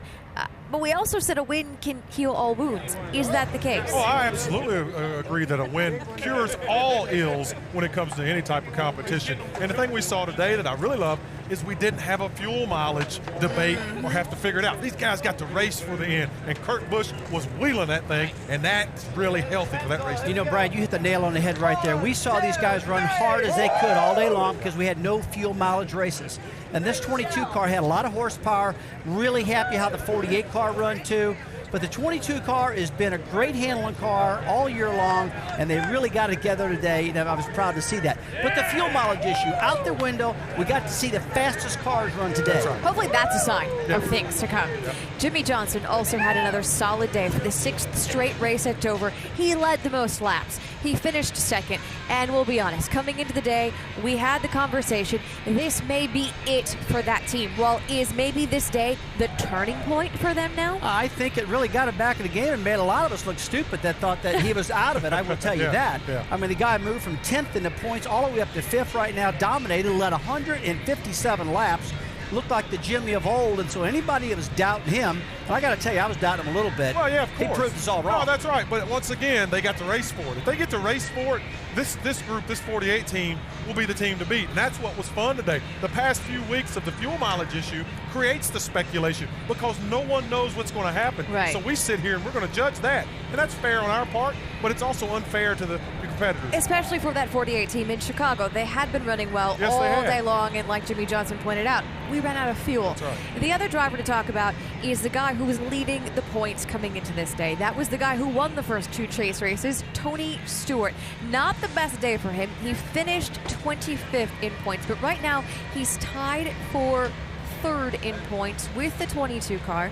Salvage effort? Yeah, it was a salvage effort. It was fine. I mean, he finished 25th. We all knew that he was going to struggle here. Right now, he's only 9 points out of the lead, and he's going into Kansas, a track that he really runs good at. So he's got his bad track out of the way right now, Cole and Brad. Yeah. And I think he should be really happy where he's at, only 9 points out. Well, the thing is, they struggled all day. They did not run very well, and I thought it was going to be much more of a catastrophic day for him once I saw where he finished and where he ran. But only those 9 points, that's nothing for a guy like Tony Stewart. He's already ripped off 2. I don't know why he can't rip off 2 more. Top 9 drivers separated by just 19 points. It will be certainly fun to watch next weekend when we head to Kansas. It's the NASCAR Nationwide Series at Kansas, Saturday, 3 o'clock Eastern on ESPN2, and then we'll see how this chase shakes out in race 4. It's the Sprint Cup Series at Kansas, presented by Dodge, next Sunday at 1 o'clock Eastern on ESPN. Coming up next, we've got SportsCenter. Final thoughts as we say congratulations one more time to Kurt Busch. Good run out of Kurt Busch, but right now we're going to Kansas, and I'm telling you what, that's a really fast 1.5-mile racetrack, another style. You know, we've had a 1-mile high bank concrete track. Next week, not the case, Brad. Yeah. Once again, Kevin Harvick, he just kind of keeps hanging around. He and crew chief Gil Martin, they get a good solid 10th place finish, and he goes out of here leading the points. So keep an eye on him. We'll have more to come from Dover on SportsCenter coming up next. Congratulations once again to Kurt Busch. This has been a presentation of ESPN, the worldwide leader in sports. We'll see you in 1 week when we are in Kansas. Number 3 in the chase for the NASCAR Sprint Cup is underway. There you go, bud. Good job. Carl Edwards hunting for the race lead. Every time there's a lead change, there's a new points leader. You were doing a hell of a job, Jimmy. Thank you.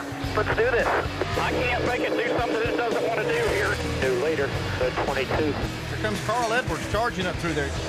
Kurt Busch wins at Dover.